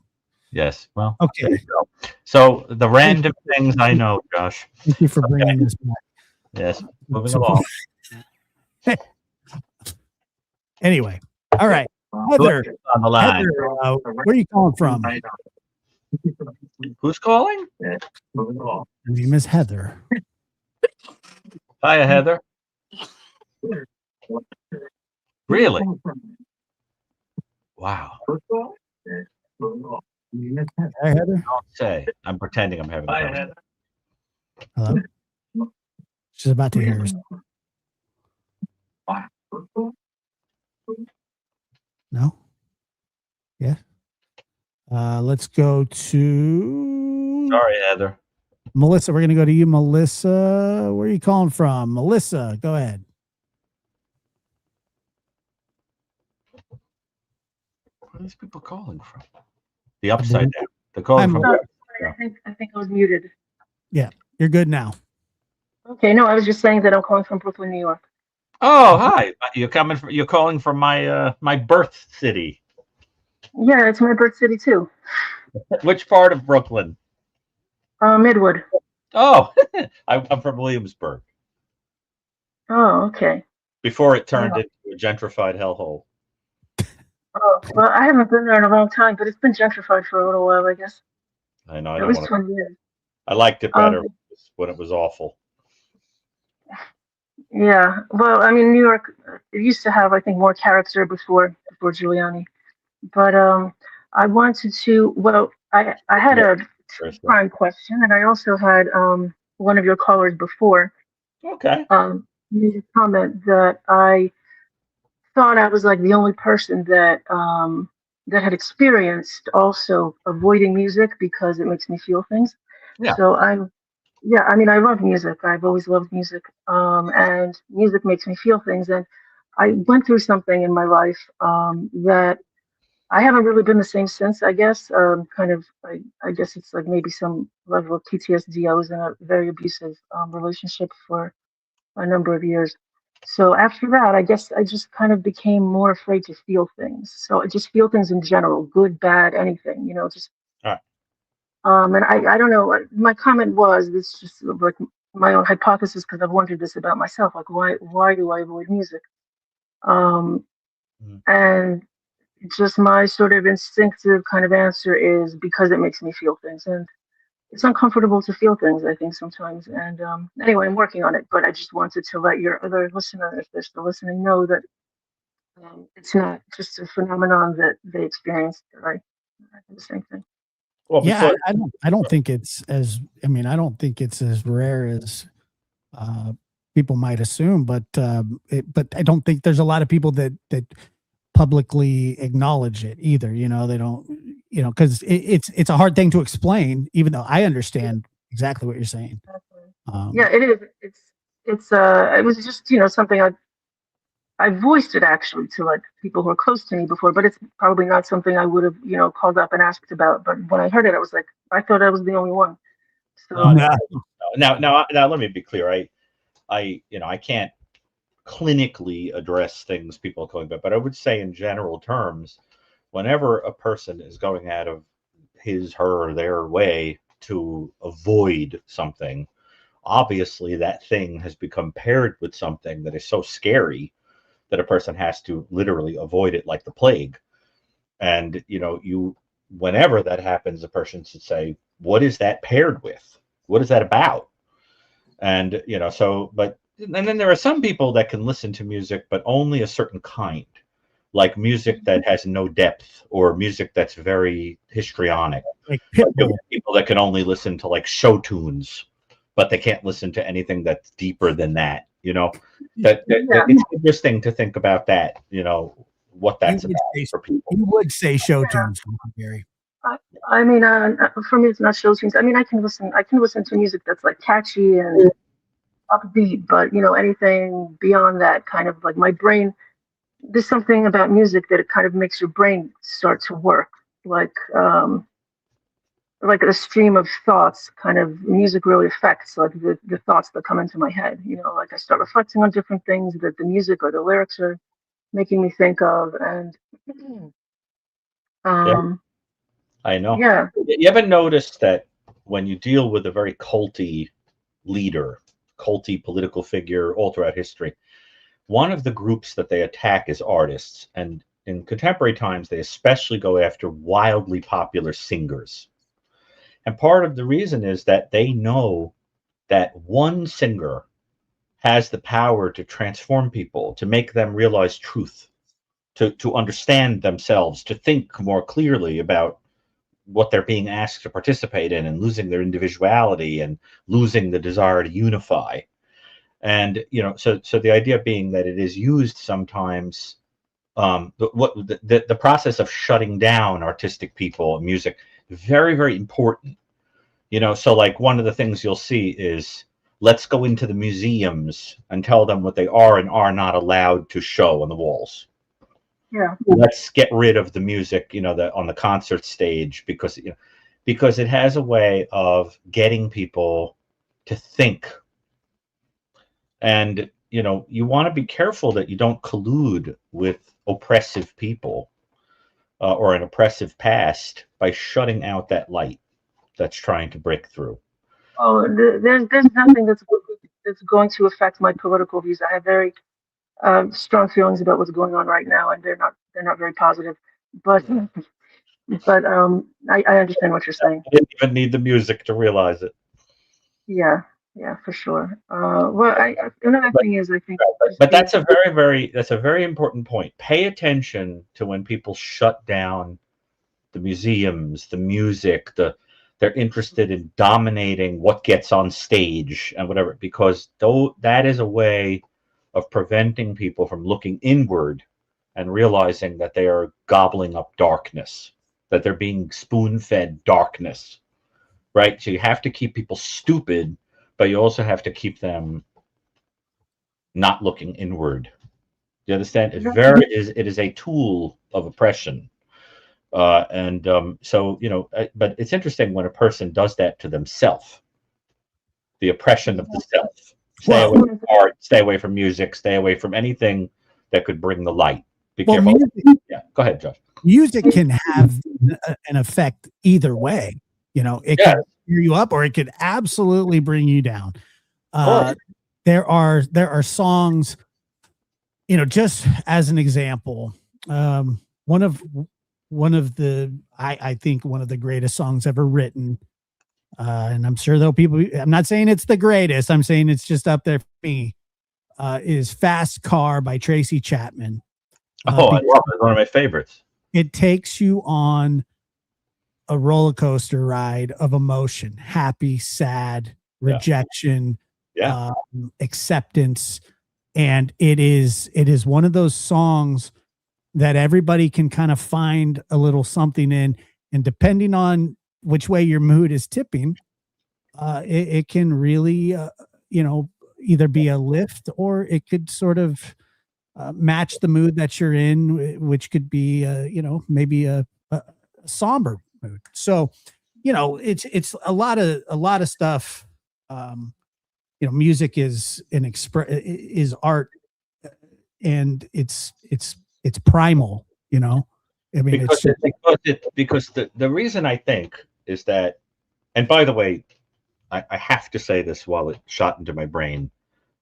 As you were talking, for some reason, you made me remember that the elephant that was killed by Edison was Topsy, who's different than Jumbo. I just want to say that in case anybody looked it up. Okay, now moving along.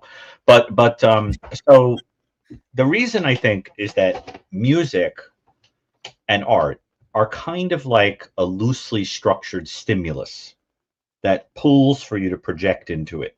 The looser the lyrics are, the looser the artwork, the easier it is to project meaning into it, right? It's like when E. Cummings said, for whatever we lose, like a you or a me, it's always ourselves we find in the sea. You'll just basically hurl you into it.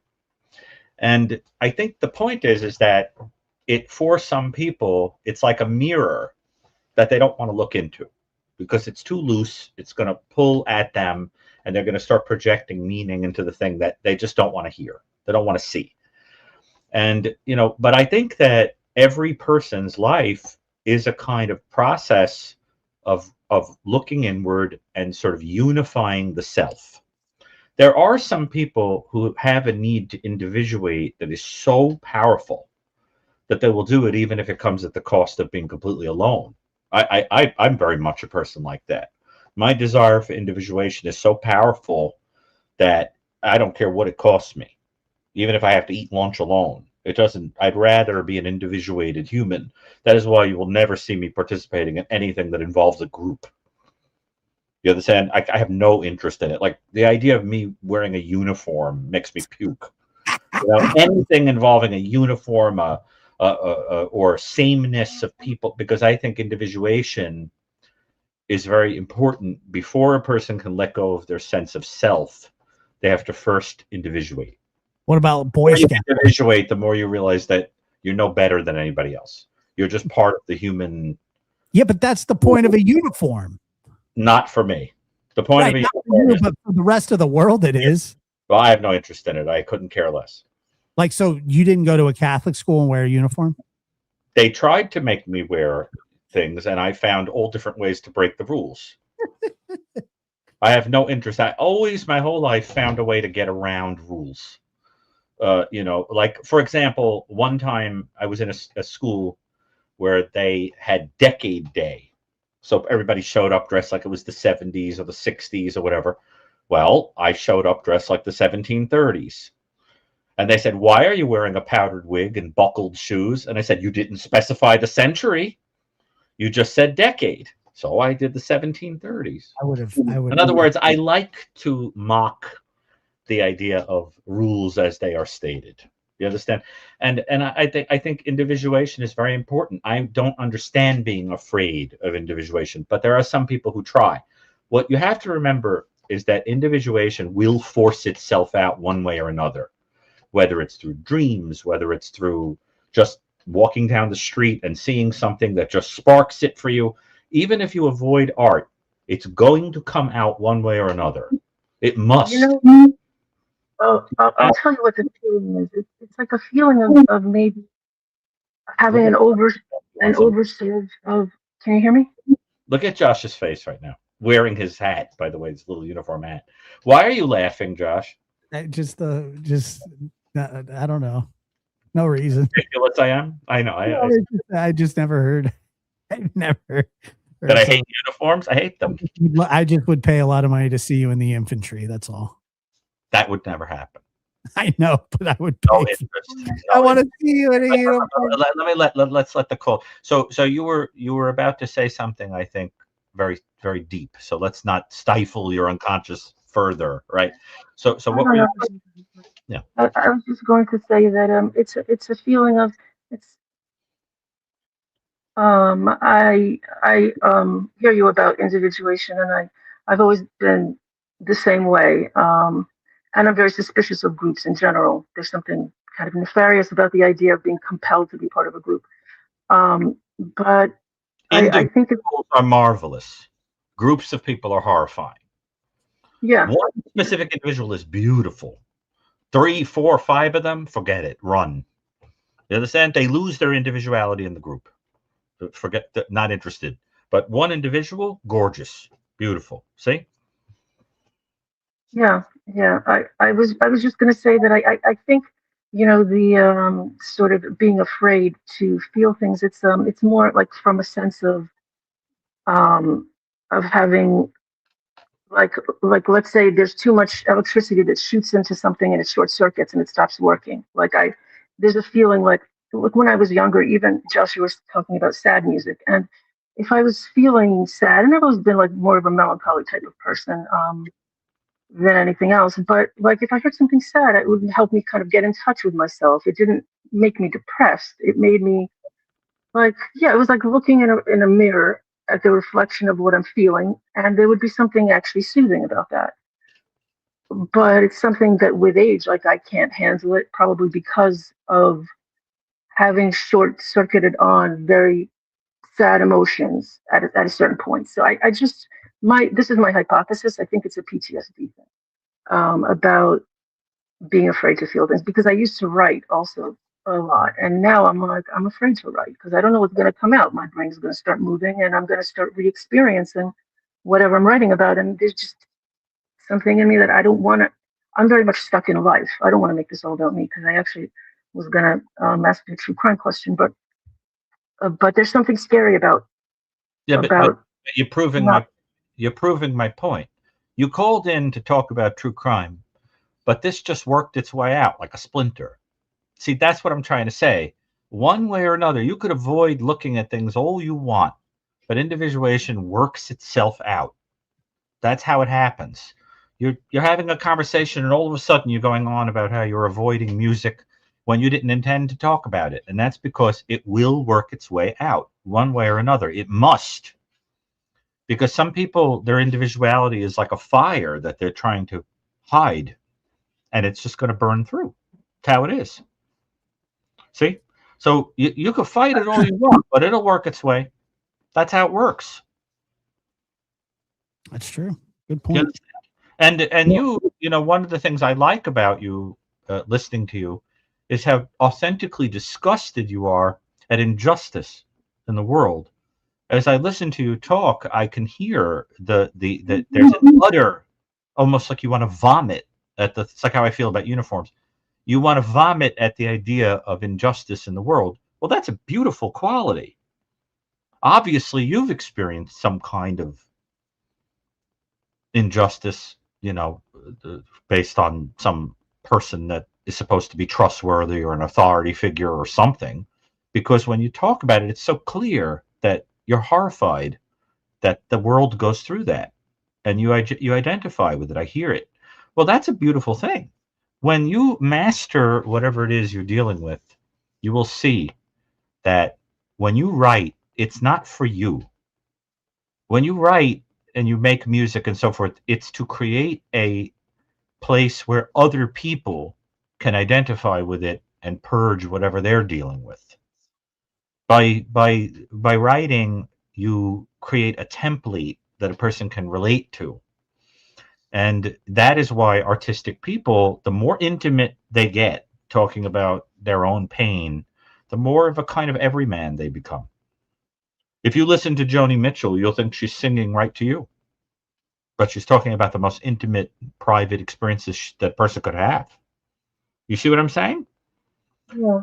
So you know, so it could be transformative for other people and reduce the injustice in the world that other people experience, to know that there are some people who feel what they feel. That's the kind of uniform I could get behind. You know, the uniform of humanity. Yes, right. That's a very interesting way of looking at creating something, at writing or any kind of creative pursuit. I always kind of felt like I'm doing it for myself, but if someone else likes it, that's great. But having it sort of thinking about it not as in like how does it make me feel, but like but what am I saying? it's the focus is not on myself. So anyway, No, but I think that what I'm trying to say to you is that I could hear that what is inside of you could be very healing to a lot of people. And when you hold it in, I understand why you do. But one day, maybe when it comes out to play, it'll do a lot of good. That's what I'm trying to say. I can hear it when you talk, and it's a very likable quality, you know. But Yeah. some people who are very empathic creatures hold it in because they know that if they open it up, it's going to be like a fire hose, and they'll lose themselves in it. So they don't want to be activated anymore by the world, you know. I'll avoid anything that's going to set it off because it'll become a fire hose. And it's funny. You said you're from Brooklyn, right? I think in New York we're like that. We act like we're cold, but it's because we know that if we start giving, we won't stop. So we act like we're icy. But a New Yorker will give you the shirt off their back. See? So we act like we're not empathic, but we act all walk in here, you know. But the truth of the matter is that New Yorkers are among the most loving human beings in the world, in my experience. It has a way of doing that. It has a way of becoming a fire hose. Yeah. The kid, especially the little kids that robbed you. Those are nice. Those were nice kids. Hey, Melissa, thank you so much for your time. I appreciate it. Thank you. That was a very beautiful call. I hope it meant something to you. And I don't think you should be so scared of what's in you, because I think what's in you is beautiful. Yeah, that was very nice. All right. So thank you, Melissa. And we have another Melissa on the line. Go ahead, Melissa. How are you? I'm well. How are you? I'm well. How are you? I'm okay. I have the flu, so if I sound different tonight, that's why. Oh, you're the Melissa that's called in before? Yes, I have called in before. From Tennessee? From Tennessee. I remember. Yes, we talked about a little bit about Summer Wells. We did, and I had something on my mind after I talked to you all last time, and I thought I'll just wait till they go with the next show and you give us the next installment. And I was kind of taken aback because of what this killer was like. Not saying that this person was, but I don't know if you've ever heard of Sean Patrick Goebel before. Yeah. The interstate killer? Yes. Did you know he was literally 2 exits away from where I live? Oh, really? Yes.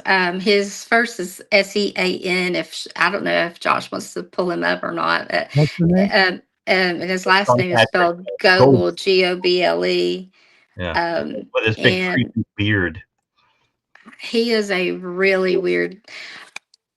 And what is so odd, Dr. Gary, is like it was before I had kids, and I was driving to work the morning that they found I think she was the first victim, the Margaret Goins. She was just 26. Yeah. I remember that it said she was from Soddy Daisy, Tennessee, which I had never heard of that town ever before. It's just this little podunk town, but it's really close to Chattanooga. So it's close to a big town, but it's just a small town. So I don't know where he had picked her up, but the morning I was driving to work, you drive down this little airport parkway to get on the interstate to go I-81 to either go north or south. I was going south, and I passed the ramp, and I saw they had the ramp blocked off. Excuse me. And I saw that they had a tarp there, and he had actually thrown her from the truck and then had run over her. Yeah, he was And disgusting. yeah. And then there was another found just a couple miles down the road from there. And I had looked up a couple of things on him. Let's see, you probably know more about him than me, of course, but Well, he would pick up sex workers and hitchhikers. I think so. Yeah, I think He she had was maybe. he had a thing for asphyxiation. Okay, I didn't know that. I just knew, I thought that he did pick up sex workers. Yeah. It said that he got 2 life sentences in Tennessee, and then that he got 2 like 12-year stints in North Carolina. I'm not exactly sure because he was killing in North Carolina and Tennessee. And Right. I don't think they have an accurate number for this guy yet as to how many people that he, I think that they say that he killed at least 4, but at it's least one of those 4. things Yeah. where they'll say like 4 plus. They don't really. But he's another one of these itinerant people that would, pick up a sex worker and after kill. It's interesting because they were sex workers, but he must have been doing things with them that went beyond just having an encounter. I believe so. Or I think he must have gotten sexual arousal from the asphyxiation, because but I remember one of the things about this case that was very interesting was that it's funny the random things I remember, but there was a case that they didn't tie to him initially because they thought that this woman that was found on the side of the road had died from hypothermia. That she had The just one that was in the same area where Margaret was found. like basically like frozen to death on the road, but it turned out that he had actually strangled her to death and then dumped her, and it looked like she well, there's somebody in the audience saying something that I don't understand. You must interrupt the doctor and inform him of what? He looks like me. I had that thought already. You did? You already had that thought? That's great. Well, Josh, I mean, it kind of looks like you on Halloween, trying to look like one of those guys from Superman 2. It's not my twin, but good Lord. I mean, there's a weird. Josh, this guy is. Josh, I did not do that on purpose. I promise. I just wanted to. I promise. I'm just Oh Lord. Very rarely do I think there's any. People say you look like everybody, so I mean. Somebody told me I look like Jim Belushi one time. Jim Belushi, Dom DeLuise, wasn't that another one? Like I don't want anyone telling me who I look like. I'm not interested. No, I don't want to know either. I'm too bothered by it. But Josh, he doesn't really look like you. He's just a generic guy with a beard. And I'm shaving my beard and cutting my hair. Look at that hair he's got, though. This guy has. He got flow, man. I gotta give him that. Yeah. He's got some good hair, but he's a pile. You think so? He looks kind of like somebody bred a chia pet and a member of the Allman family.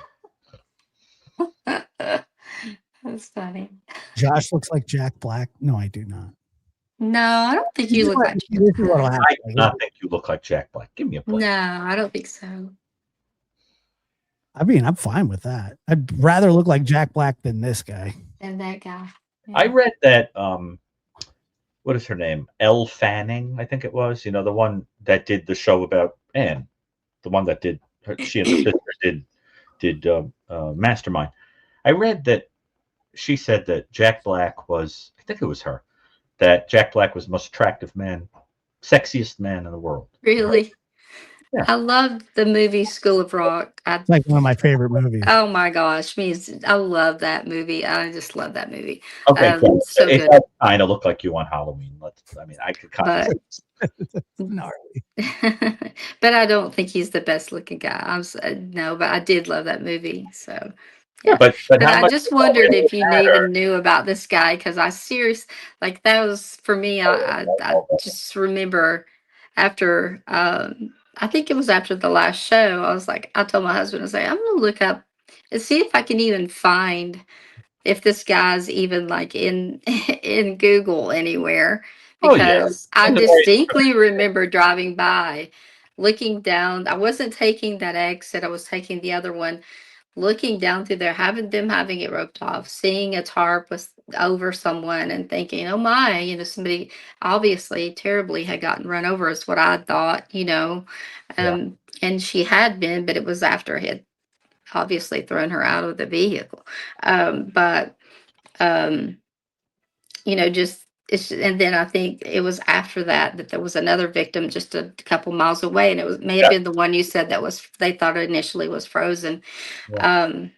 Just driving to work one day, and that going by that. Did you notice weird. That Robert Ben Rhodes and Goebel were both born in November? No, Yeah, no, it says here he was born November 1st, I was born in 1966. November too. yes, November is the month that This is insane. most Is serial that killers when all were born? are born in the month of November. Beards are Oh, born. no. It is statistically the month that most serial killers are born. Seriously, really? Yes, it's very interesting. That And is interesting. I don't know. I think Bundy was also born in November. This is bullshit. His birthday was a few days apart from Koberger, who I think admired him. But it's interesting. Anyway, well, listen. It is interesting. I- I'll I- let y'all go because I know y'all got more calls. I just wanted to ask if you knew about this guy Oh, after absolutely. I Now, had talked to y'all last time. So well, we Yeah, appreciate yeah, you. a good case to write about. I hadn't thought of him, but when I'm always thinking about lesser known offenders to write about. yeah. Yeah, I told my husband, I was like, if anybody's gonna know him, it'll be Dr. Gary. So as soon as I said his name, you're like, oh yeah. I was like, I know Goebel was an infamous, in my opinion. My eyebrows are way better than his. you've known him for a while, yeah. Gosh, you don't like him. We're just busting. I'm just kidding. I'm just glad I can hear Josh tonight. Last time I called in, I couldn't hear Josh at all. Sure. So yeah, I'm glad I can hear you tonight. Well, listen, it was a pleasure to hear from you again, and I really hope this is the year for Summer Wells. That there's some closure. I do too. I really, really do. I hope something comes from the search that they did. I think maybe it will, maybe it won't, but I always have that hope that one day she's going to get her justice. And I followed her from day one. And so, what's justice? When you're a little girl who's had your life, snuffed. Man, justice first. It's all we have here. Yeah, I think all we have left. I am of the belief that Summer is no longer with us. I mean, I would want to believe that she is, but I just can't due to everything that I've seen and heard over the years. I just don't believe that she's with us anymore. So I think the best justice that could be served for her is to find who did this and make them pay. Yeah, I agree with you, Melissa. I mean, that's completely. If it was my child, I would want the most extreme form of punishment that they could give them. That's what I would want. I mean, I don't care what it would be. You give it to them. If you'll give it to them, that's what I want. And then just to hear her dad say, well, I wouldn't want to put anybody in prison, just blew me away. This absolutely blew me away. You ever notice that people that have been to prison a lot always say that? I don't understand that. I don't wish prison on anybody. I wish prison on everybody that's a criminal. Exactly. Yeah. All the time. But your child, I know. just doesn't make any sense. But Right, maybe Melissa, it makes more sense. much. But anyway, you guys have a great night. I've Feel had better. my nighttime cold medicine. I'm going to go to bed. All right, feel better. So, Thank you. all right. All right. Bye, guys. Bye-bye. Did we have 2 Melissas call in tonight? Yeah, and I think we have another. We have another one. I think Melissa means bumblebee. In what? In Greek. Really? 2 bees or not 2 bees? That is the question. Did we have 2? I think we have a third on the line. But let's go to Claire. Claire, where are you calling from? Hey, can you hear me? Sure can. Okay, cool. Loud and clear. I'm in Arapahoe, North Carolina, which is kind of on the Inner Banks, I guess. Inner Banks region. I think that's what they're calling it. I don't know. It might be inner/outer, but right off the water. How are y'all doing? I hope y'all had a great Christmas. Yeah, thank you. You too. And I'm sorry about your dog. Yeah, he's doing good. He's doing much better. I don't know if you saw earlier, he crawled up here and cuddled with me for a little bit. I saw it. Mine do the same thing. They drive me He nuts. does that when he's not feeling well, but when he's feeling well, he's a very independent little guy. Yeah. Is he pretty frisky when he's Oh my God. I mean, he's just is he wild? Does he play loudly with the other one? Oh, he is. Well, no, he's sneaky about it. He actually whacks him on the head sometimes when I'm not looking. Oh Lord. Yeah, it's his dad. It's his biological dad. But you know, it was extremely cute because when the vet and was checking him out, and by the way, you know, shout out to her for working on Christmas. You know, it's just a terrible thing that you know we had to call her in. I wasn't the only one there, but that was doing that. As she was checking him, you know, she's checking him over, and he, after she lets him go, he comes over to the chair where I'm sitting, and he lifts his paws up, stands up on his legs, is like, pick me up. I don't want to, you know, I don't want to be here. He does that every time. And, you know, but he's doing really well. And You're blessed. I'm blessed. And I was so happy that because I would not have been able to get him into a vet until Monday morning. And by then he's had so many problems where, I mean, he has this, it's like the vestibular issues. So he loses his balance and he just can't even walk, and then he won't eat, and he loses weight, and Good Lord. yeah. So I was like, I have to get him in tonight. I just don't have a choice. But yeah. So anyway. Well, my goodness, if it's any consolation, almost every Christmas when I still had horses and stuff, we would always have somebody eat something they weren't supposed to eat or get into something, and we were at the vet's office. Yeah, that sounds and like they'd go like, "What is going on at your house?" And I'm like, "It's Christmas. Somebody gets into something every year." Exactly. Thank God we have good veterinarians out there. They're willing to do that. That's beautiful. Yep. I rely on them too.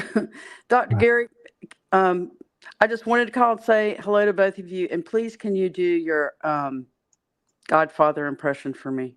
Because I just love it. What do you want me to say? I don't know. But you're so funny when you do that. You crack me up every time you do. That's really a talent in my book. So you may think I'm nuts, and that's okay. And by the way, thank you for mentioning Joni Mitchell, because I just love her song. You know, my analyst told me, you know, that one. Of course. Twisted, of course. I love that one. But yes. But before I go, you've got to do that for me, because I mean, I'm just going to randomly say something. So okay. "'Twas the night before Christmas, and all through the house, not a creature was stirring, not even a mouse." Oh my God. That's pretty good. That is pretty good. He does a Well, great listen, impression. I really appreciate you calling in, you know, and I hope you have a wonderful New Year, you know. Thank you. I gotta tell you, it's not the best impression I've ever heard. It is. It is. No, it's pretty good. It is pretty good. Thank you. Okay. Well, I'll get off the phone. I know you got other people to talk to. Thank you so much, both of you. Oh, thank you for calling in, Claire. Okay. Appreciate it. Thank you, guys. That's hilarious. Somebody asked me a very interesting question in the audience. They said, "Who is the youngest serial killer?" And the answer, to my knowledge, is Amarjit Seda, who, you know, was 8 years old when he killed. He's really the youngest. I mean, there are other ones that are very young, like Mary Bell and so forth. But Amarjit Seda is the youngest serial killer, 8 years old. Yeah. It's really horrifying. Wow. Wow. What about the Purge guy? Was pretty young, but he maybe wasn't a serial killer. There are a lot of very young. Did you know I talked to him on the phone? Oh, you did? I did. Yeah, I did. We did like we never finished the interview, but I had a talk with him. Yeah. That's somebody that Andrew. Yeah. We talked on the phone. Dear Lord. Well, but there are some mass murderers and you know, Andrew Golden and people like that, you know, who were really young, 8, 9, 10, 11 years old, you know, but they were like spree killers and mass murderers. But serial killers, I mean, there are a few in history that were very young. Mary Bell is a very interesting case. But, you know, Jesse Pomeroy, who castrated someone I think when he was a little boy. No, I did not. I mean, it was interesting, but I didn't really enjoy the conversation just from the standpoint of like, who would have thought it? It was pleasant, you know. I didn't like that. I don't know why. Huh? You want to believe that people who do evil things are not capable of being human? The truth is that it's harder when you realize that when you actually start talking to offenders, that's exactly what bothers you. You did. That Bothered evil me people, that people who do evil things walk around all day like Mephistopheles. Well, But what makes it a lot more complicated is that they're not like that. I wasn't completely right. Well, I wasn't completely aware of I knew what he was in prison for, but then when I got off the phone, I went and read about it, and I just went, "Oh my God!" It was strange, but it was interesting, and I would talk to him again. I'm just saying that it was, it's a weird dynamic when you talk to somebody like that, all about it. But that was probably the first time that maybe, I don't know. Yeah, probably, but it was weird. But let me just say this, and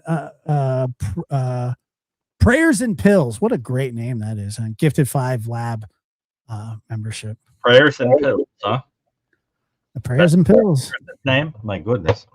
Yep. Do we have we have 2 more, and let's go ahead and to quote Martha Ray. Echo Lamb, are you there? I am. Hello. Where are you calling from? New Orleans. What's the name?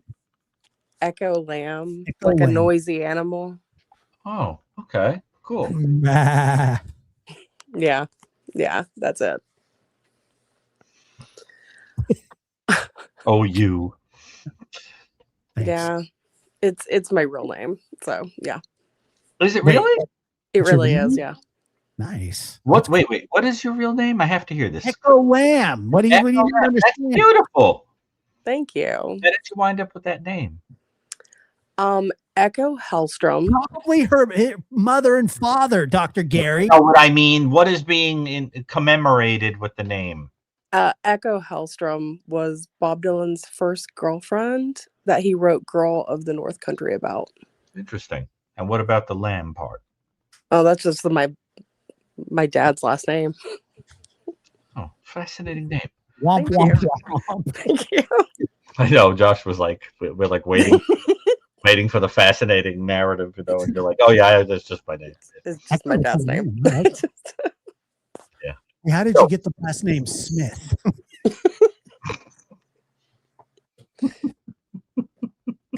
Josh, it's very important to take an interest in people. I appreciate Make that people very feel much. special. That you always have to hook in on something. Your last name's Brown? Holy crap. Josh, I think your last name should be Brown if you catch my drift. So go ahead, please. Oh no. I had a question about the Cold Case Foundation. Oh yes, please. How would one engage the foundation to look at a cold case or a series of cold cases? Well, that is something I can direct you to offline. As a matter of fact, we just did the chapter for the Cold Case Foundation book on how to do that, and I could send you that info. But essentially, it is important to understand that for the foundation to look at a case, it has to be that a member of the family or someone in law enforcement associated with the case petitions the foundation, because the foundation doesn't want to step on anybody's toes or kind of try to do something that law enforcement isn't cooperating with, or they're not. That's the problem. Able to see records and crime scene photos and so forth, so that sometimes a member of the family can come to the foundation and ask that it be looked at. That would, the law enforcement is less than interested. However, things have been made available through like FOIA requests and stuff like that. But there are certainly family members that would absolutely. Was it a member of your family that you're calling about? It was not. But it's a case that's not widely known to the public? No, it's barely known within New Orleans. Oh, I see. Mm-hmm. Yeah, it was a series of unalivings, I guess we'll say, late 70s into the early 80s of at least 4 young men between 17 and 20. Interesting. all done in such a way that there's absolutely no way that they were done by different people. Oh, I see. There was some sort of strange signature element to the murders or something? They were all in a way they strangled themselves. Oh, They were bound in a sort of a hog tie of like right. ankles to wrist to neck, or when they struggled or as their muscles relaxed. Right. So that it almost gave the impression of some sort of autoerotic Mhm. asphyxiation, but there's the Mhm. question of whether that was intentionally done. That's not we have people in the foundation that have expertise in all these areas.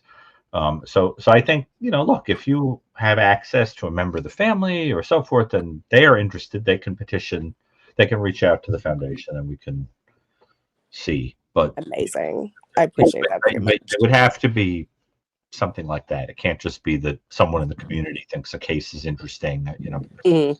because you really have to have everything on the case, documents and photos and so forth. You can't just, be whistling in the. So Yeah. but I think it would be good if somebody could tell someone in one of the affected families that they were interested. Yeah, then they may reach out, or law enforcement. And but yes, that's the kind of case that we routinely deal with. So I wonder if the ropes were the same. If there was Yes. a fetishistic quality to them. I mean, that's a good example of what I was talking about earlier with signature and fetish and all that. So, yeah, very, very interesting. Well, it was a pleasure to speak to you. Thank you. Yes, and sorry we were having some No, fun. I very much appreciate the guidance, and yeah, no. If I had a dime for every time I had a joke about my name, I could retire. So. Oh, really? To be fair, I wasn't the one fascinated. Yes, I will echo that. Yeah, thank you. Sorry, when it comes to bad puns, I'm not particularly sheepish. No. All right, well, it has been a pleasure, and They're very punny. All right, yeah, thank you. Thank you. Listen, it was a pleasure to speak to you, and let me know, okay? By the way, Thank you. fascinating last name you have there. As are both of yours, really. Well, my last name is an interesting one. Josh has a pretty common last name, right? Yes, but Brucato is not so common. There aren't that many of us. Yeah, thank God. Right. Yeah, you're so right, Josh. Thank you. Listen, the world would be a better place, Nah, I was just kidding. All right, Donna. Thank you for being here, Donna.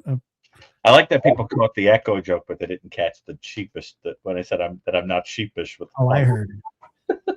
I heard it loud and clear. All Loud right. and clear. We have another Melissa calling in. Another one. Melissa, where are you calling from? How'd you get your name? Where were you? Who named you? What does it mean? It's the greatest name I've ever heard. Oh, sorry. Josh. Thanks, Josh. sorry. Yep, I'm here. Josh. Yes. Are you there? Yep. Okay.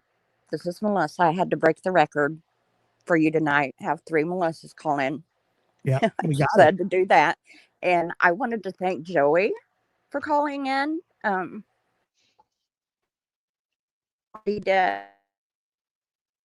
That meant a lot to me and everything. And all I wanted to do was just buzz in, spread the love, and tell you guys Happy New Year and all that good stuff. I just had to call in and do that. Well, I appreciate it. Well, yeah, before honored. Before you buzz off, let me ask you, what's on your mind? Tell us something interesting about yourself. Don't just call in after that long wait and say, I just wanted to say, I'm happy Joey called. What's on your mind? That was what was I'm not normal. That's beautiful, but I'm not normal. While you're here, you might as I'm well not normal. sit a spell, Huh? No, I could say that I hear everybody and what they say and stuff, and I've been through a lot of things. And one day, I have a relationship with God, and it's funny because I'm Southern Baptist too. You have a bunch of them on here. But anyway, there was one day that I was just bawling and screaming, and I just screamed out as loud as I could, God, please just make me normal. And as plain as day, he just said, Melissa, there is no such thing as normal. And it gave me such a peace. There is no such thing as normal in this world. You know, we are what we are, and we just got to make the best of it. And if I have thoughts that I like, I put it on post-it notes and put it in my bathroom on my mirrors. I write things down. I just try to do what I can to make for a better day. So I just want everybody to know that we can somehow find a way to deal with things and try our best, you know. When my kids were younger, they would say, oh, you know, this person's, you know, weird, or this person. And I would always say, you know, well, no, weird is just relative, and it's not necessarily a bad thing. Normal is not relative, or excuse me, normal is not, there's no such thing really. I mean, you know, I think within the confines of, like, we obey the law, and, you know, we do, that's, you know, you go to work and you raise your children, you know, those, but personalities, you know, are just, I don't think there's such a thing as a normal personality. No. And I think what God was trying to prove to me that day is, Melissa, whatever you think is normal is not normal. You know, I mean, deep down inside, what do I really think is normal? You know what I mean? no, So I just got to take what I can or whatever. And as far as the music, poor Conrad went through another incident where he was working construction, and young man fell off the roof, and Connor was down on the sidewalk, and he fell right practically down in his arms on the sidewalk, busted his head open. Connor saw everything. And when he takes showers, he sees blood a lot when he takes his showers, because after that happened, he had to shower off all that blood. And he just reaches over and listens to screamo music, even though you don't know what they're saying and what's going on. He turns that on really loud, and it just clears his mind. People deal with things in different ways, but then all the other times you hear him just happy as can be singing all the other songs. You know, there's just different times on how you deal with things. So there's no doubt about that. Well, I think it's a good reminder, you know, that you shouldn't be bound by concern about other people liking you because you're doing something that, as long as you're not hurting somebody, if you're, you know, trying to stand out from the crowd by doing something that hurts others, right. But you know, look, if you want to walk down the street with a cockatoo on your head, have fun, as long as it's not hurting anybody. You know what I mean? Right. And I personally think that's the spice of life. You know, I enjoy anybody that's a little bit on the outside. I think they're more interesting. Well, like you said, the music and the arts is a way of expression. You know, it's just we all have a different way. Our whole family in church, we had a gospel group that we went out and sung to lots of churches and everything. And so music's always been good, you know, in our family and everything. And just like the people who originally spread the gospel. Right. Who also had to be oddballs, you know, and be destroyed by the world, except for John, who wasn't, you know. And yes, Josh, I'm with you, honey. I would see you laugh after some things being said, and I'm with you. I had images and thoughts too after Gary would say things, and I get you, buddy. I don't. I just don't understand, you know, some of these things, Gary. You with the Catholic uniforms and everything. I just see you being this kid wanting to kick a teacher or something for saying the wrong thing or something. Quite the contrary. What it is, it was more of a questioning things that people do just because they're told to. Right. Without understanding the point. So I was the person who would say, what is the reason that's a tradition? Right. Do I need to do that thing? It doesn't serve a function. You know, why do I have to change into this outfit to play gym? I'm not going to do anything anyway. I'm just going to sit in the corner. Why do I have to put a stupid outfit on for? That kind of thing. I just don't. I just question everything. I think it's important. I was always a scientist. It was always my personality. You need to watch Band of Brothers. Okay. Yes. You need to watch it because that'll teach you about camaraderie and unity and losing your individuality. No, about completing a mission at all costs, no matter what you're wearing. So, Gary, do you hang out with groups of people? I mean, do you get out? Oh yeah, he's swarmed by them. Can't you tell? The truth is that I can get along with people very well. I just think that I like groups of people that don't just do human things because they're supposed to. I like when they have conversations that make you better. I like when they laugh because they really mean it. I don't like when people do things because it's trendy or they're supposed to do it or they're forced to do it or whatever. I don't see the point of that. Because I think life is way too short and that there's a lot of work to do in the time that we're here, either exploring yourself and making yourself, closer to your maker, giving, loving other people. And I think if you don't have any of those processes going on, you fill your time with stupid things. I mean, let's face it, a lot of what people fill their time with is because they have nothing better to do. They're not doing any of the work of life. But, you could realize, for example, what is happening to, let's say, the environment. And if you really understood it, you would drop everything you were doing and dedicate your time to trying to help. But if you don't care about a cause or think about the fact that there are people that are starving or suffering or whatever, you'll fill your time up with stupid things. Now, I do think that some stupid things are good for you. Sometimes, every once in a while, being with people, watching a dumb movie, eating stupid food, we have to do those things sometimes to be human. But I do think that there has to be a limit. At some point, you have to say, like, there has to be a purpose to my existence other than just sitting around, watching TikTok videos of people falling. At some point, you're bored of life. So, I can have a lot of fun. I do, the reality is that there's a lot of joy in life, absolutely. But I just think that sometimes things are designed to do the very same thing people do when they refuse to look at music. I think, sort of like Kierkegaard used to say, that I think that a lot of stuff we do is designed to keep us from looking inward.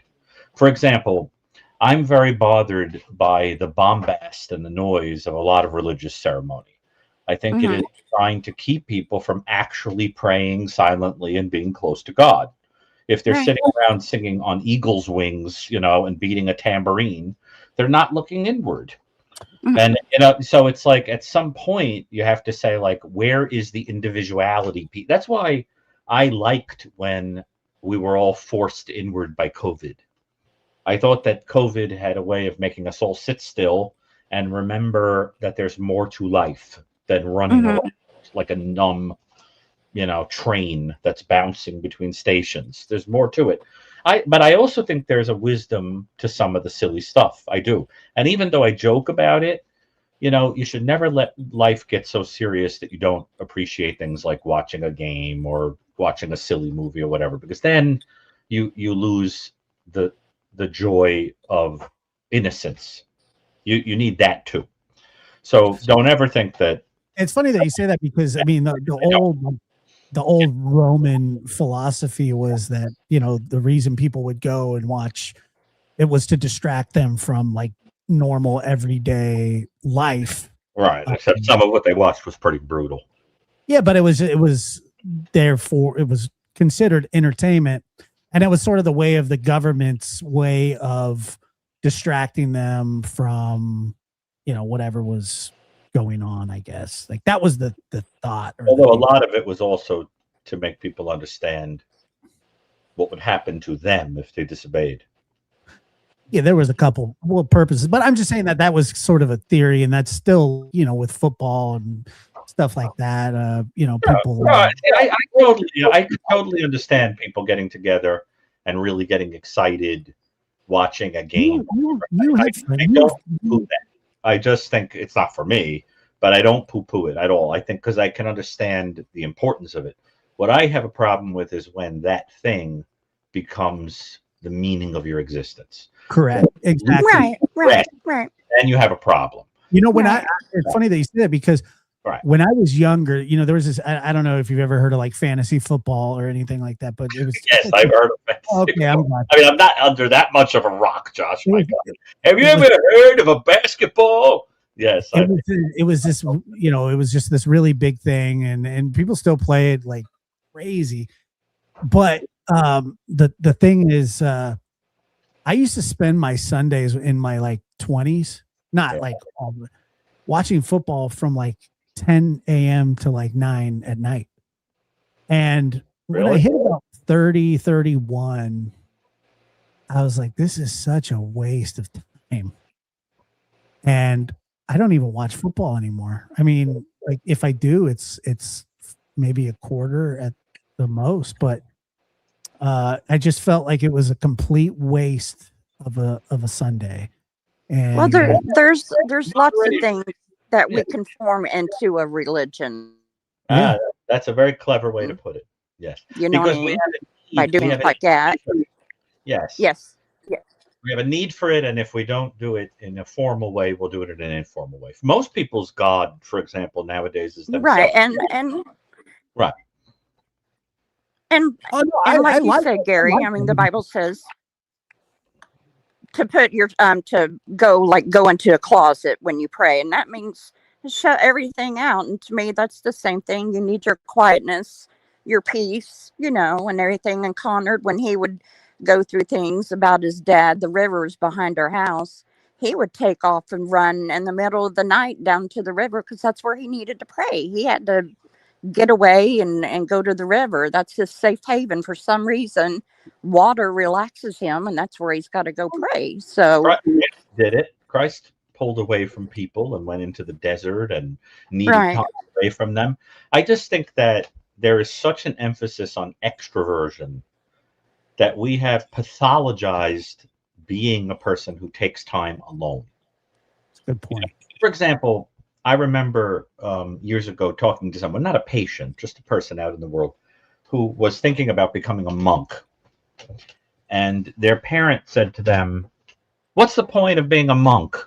You're just going to sit somewhere. If you're going to be a monk, you might as well join an order where you help people. What about all the social justice? What about all the starving people? What are you going to do? Sit around somewhere? And, you know, missing the entire point that there is a calling in this world for some people whose job is only to sit and be alone with God and praise God. You remember Martha and Mary running around? One of them just sitting and staring up at Jesus while the other one made all the preparations. Right. Christ made the point that, you know, that there was a wisdom to just sitting there admiring him. You know, that is a calling. That is the calling of the contemplative. I think I am a person who has a contemplative nature. And, you know, that is not for everybody. Right.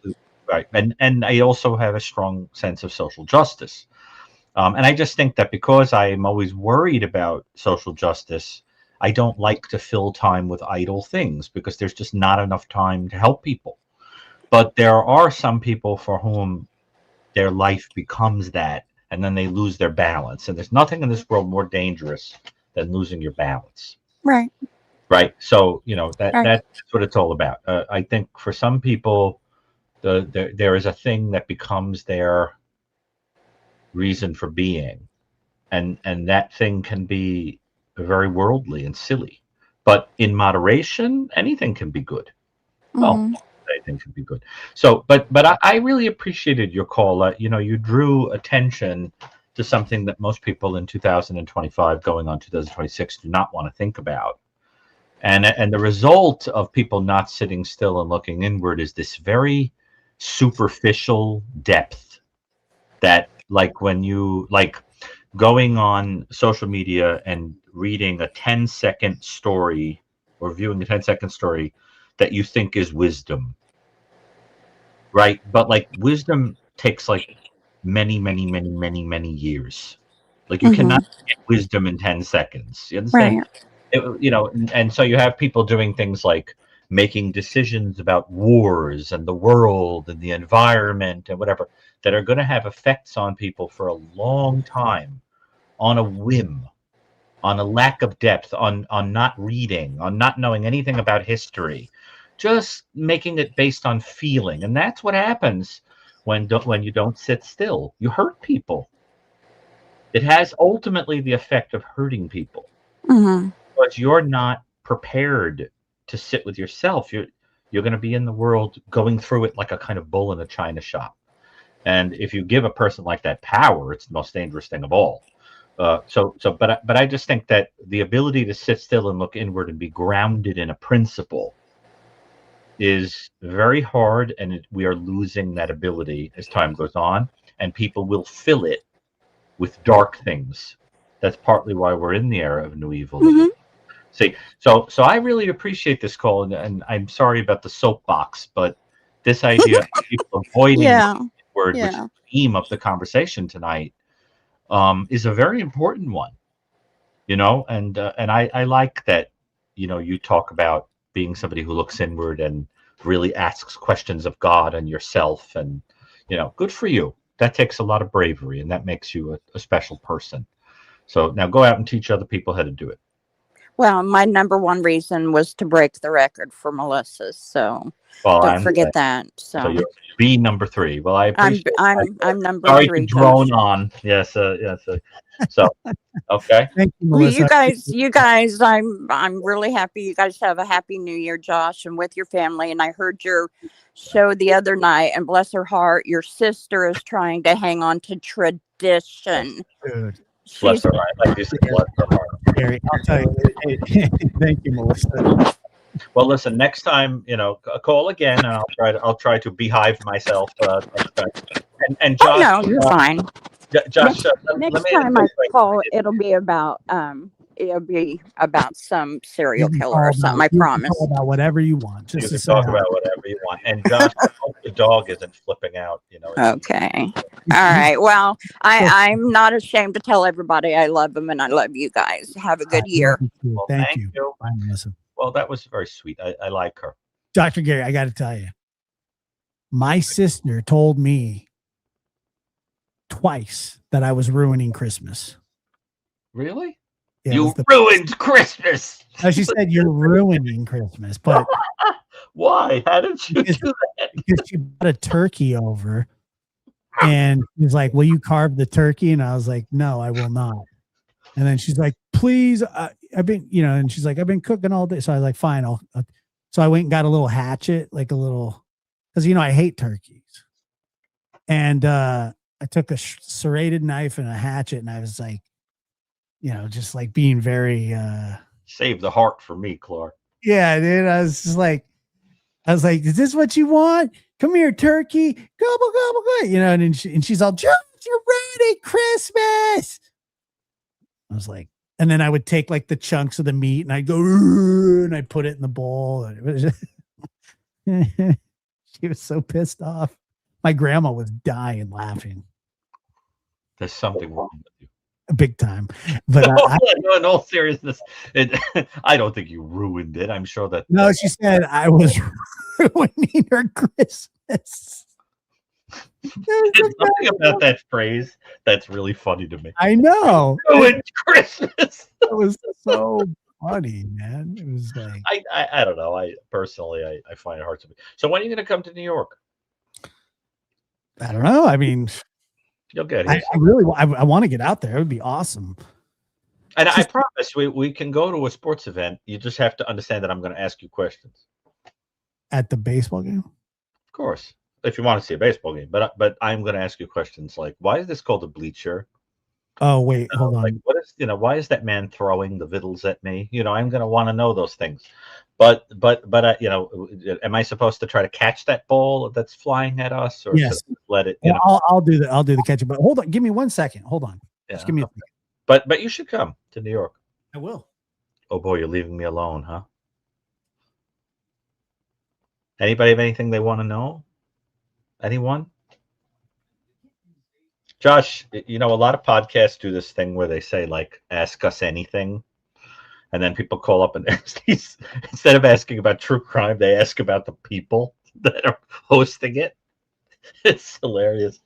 I was just thinking about how I would dodge every question.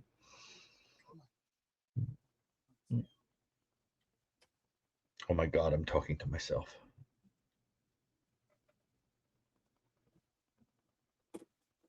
What is about to happen? Should I be horrified? Hold on. Are you about to don some kind of costume or outfit? Let me find my headphones. Yeah, Kelsey bought me a Christmas gift. Did she?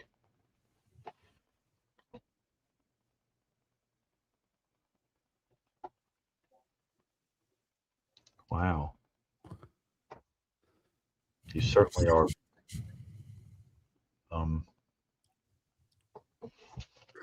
So what I want to say. I'm yeah, scared of you right now, actually.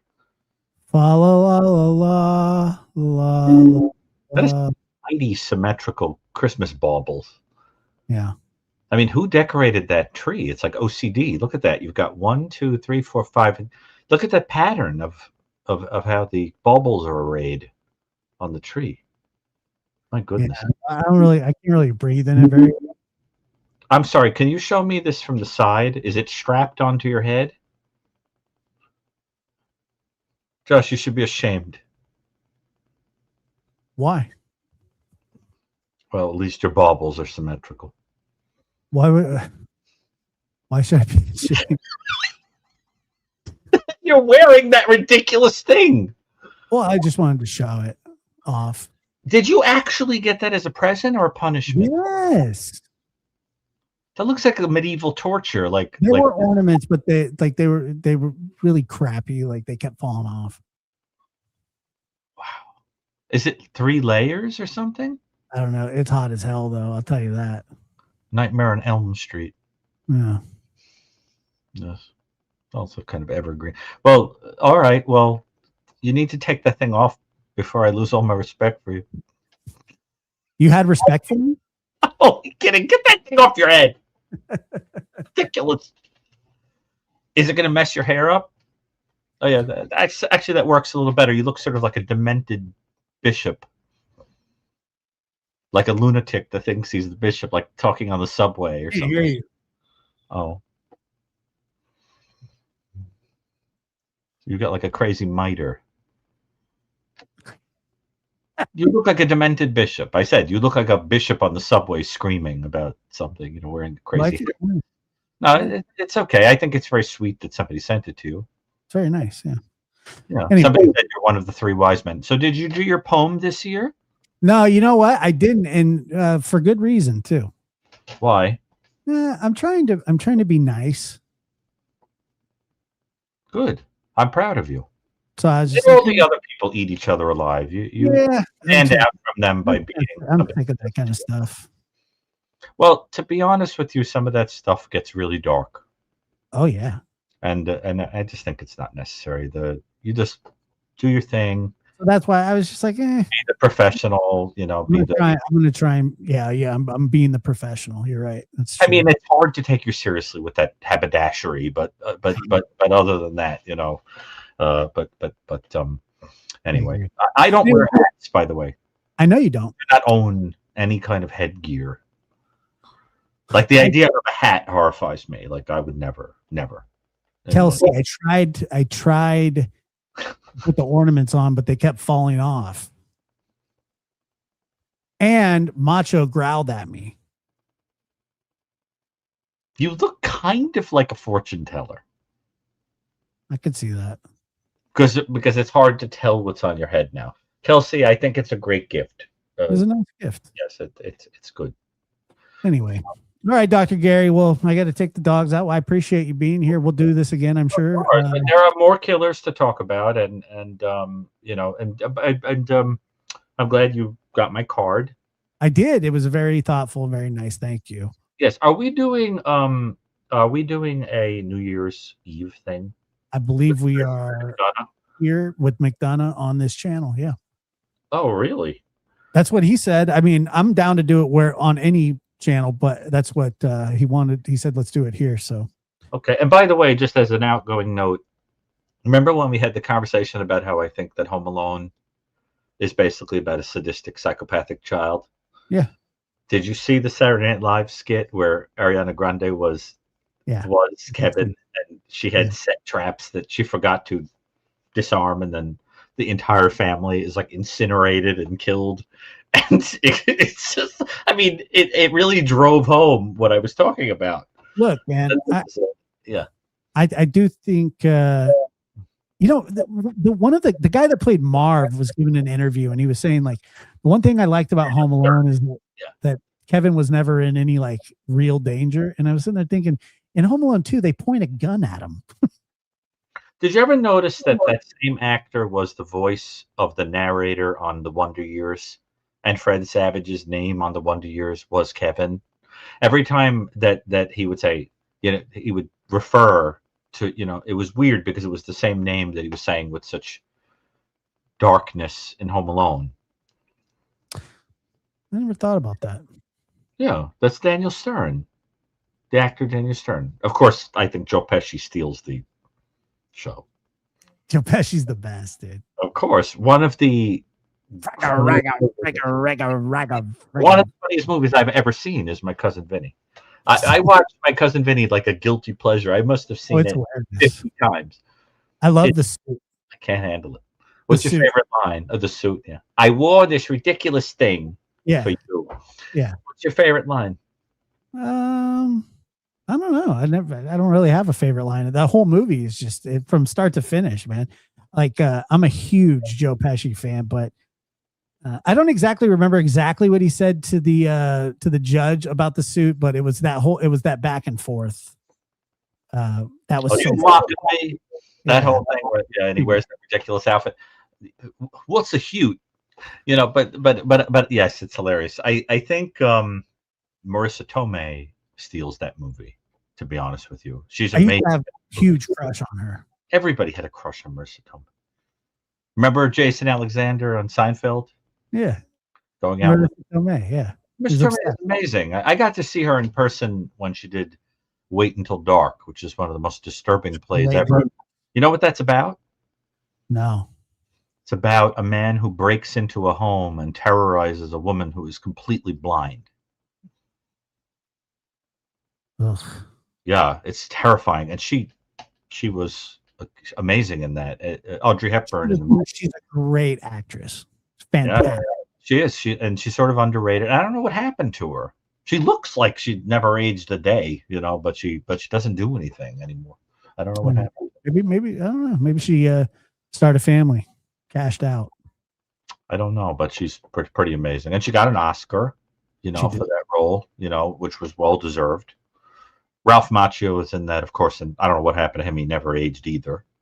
He was in that. I don't know if you ever saw the movie Beer League. Did you ever see that movie? I did, but I'm trying to forget it. It's sort of like that hat. It's in that pile of things that I wish I could unsee, you know, but unfortunately. He was in that movie. He was so stupid. That movie was hilarious. But I love The Karate Kid. Fantastic. I have a thing for the character of Pat Morita in that movie because that's my archetype, you know. Oh, really? Like in life, I am a Mr. Morita. I'm a Pat Morita figure in life.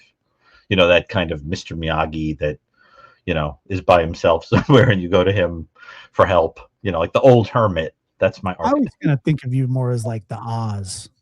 Well, it's a similar archetype. The wise old hermit kind of archetype. You know, so like a Yoda. Or something like that, you know, like Gandalf, you know, that's sort of my archetype. What archetype are you? I don't know. The kind of guy who wears a hat to make people laugh. Everybody's a certain kind of archetype in life. I don't know. I mean, you're the profiler. You tell me. Let me give it some thought. But every one of us is living out a certain myth or fairy tale with our life. Absolutely. But like in the archetypical scheme of things, that's my stock character. If life were a movie, that's the character I am. You know, that they get some like washed up British actor to play, and they put an old beard on him, and he sits in a cave, and you know he comes out when you need him, and then goes back into the cave. Right. Yeah. That's my archetype, definitely. And you have an archetype, believe me. Everybody does. Yeah. I don't know. Well, people are saying that you're like the jester, the imp, the kind of the troublemaker, the Jack Black kind of. Like it gets to that question we always ask that I know you hate, of who would play you in a movie, because there are actors that tend to play the same role over and over, right? Like there's a Jim Carrey type role. There's a Joe Pesci type role, and the question of what archetype you are is very tied to who would play you, what kind of actor would play you. You know what I mean? But it's actually an important question, which archetype. This young goofball archetype, the jester, hiding great pain. I don't think I'm hiding any pain. Yeah, you got a little of that archetype going on. That's true. Hiding the Harlequin, the sad clown. You got a little of that going on. You are. Yeah, I mean, like, I like Patch Adams.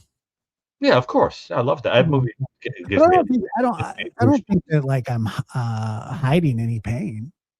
No, you're pretty open about it. Yeah. Yeah, but you do have a clown, that sort of performative, funny kind of impish thing, but you are a little bit of that archetype. Yes. I want people to feel better. Yeah. Like you mean that it's your way of healing, that you use yourself to that clown archetype. Yeah. That's a wonderful archetype to be. I think so. I mean, it's just who I am. It's how I've been programmed, I guess. But yeah, I do not take myself too seriously. There are times that I do. There are times where, I mean, it's hard to do that at this present moment.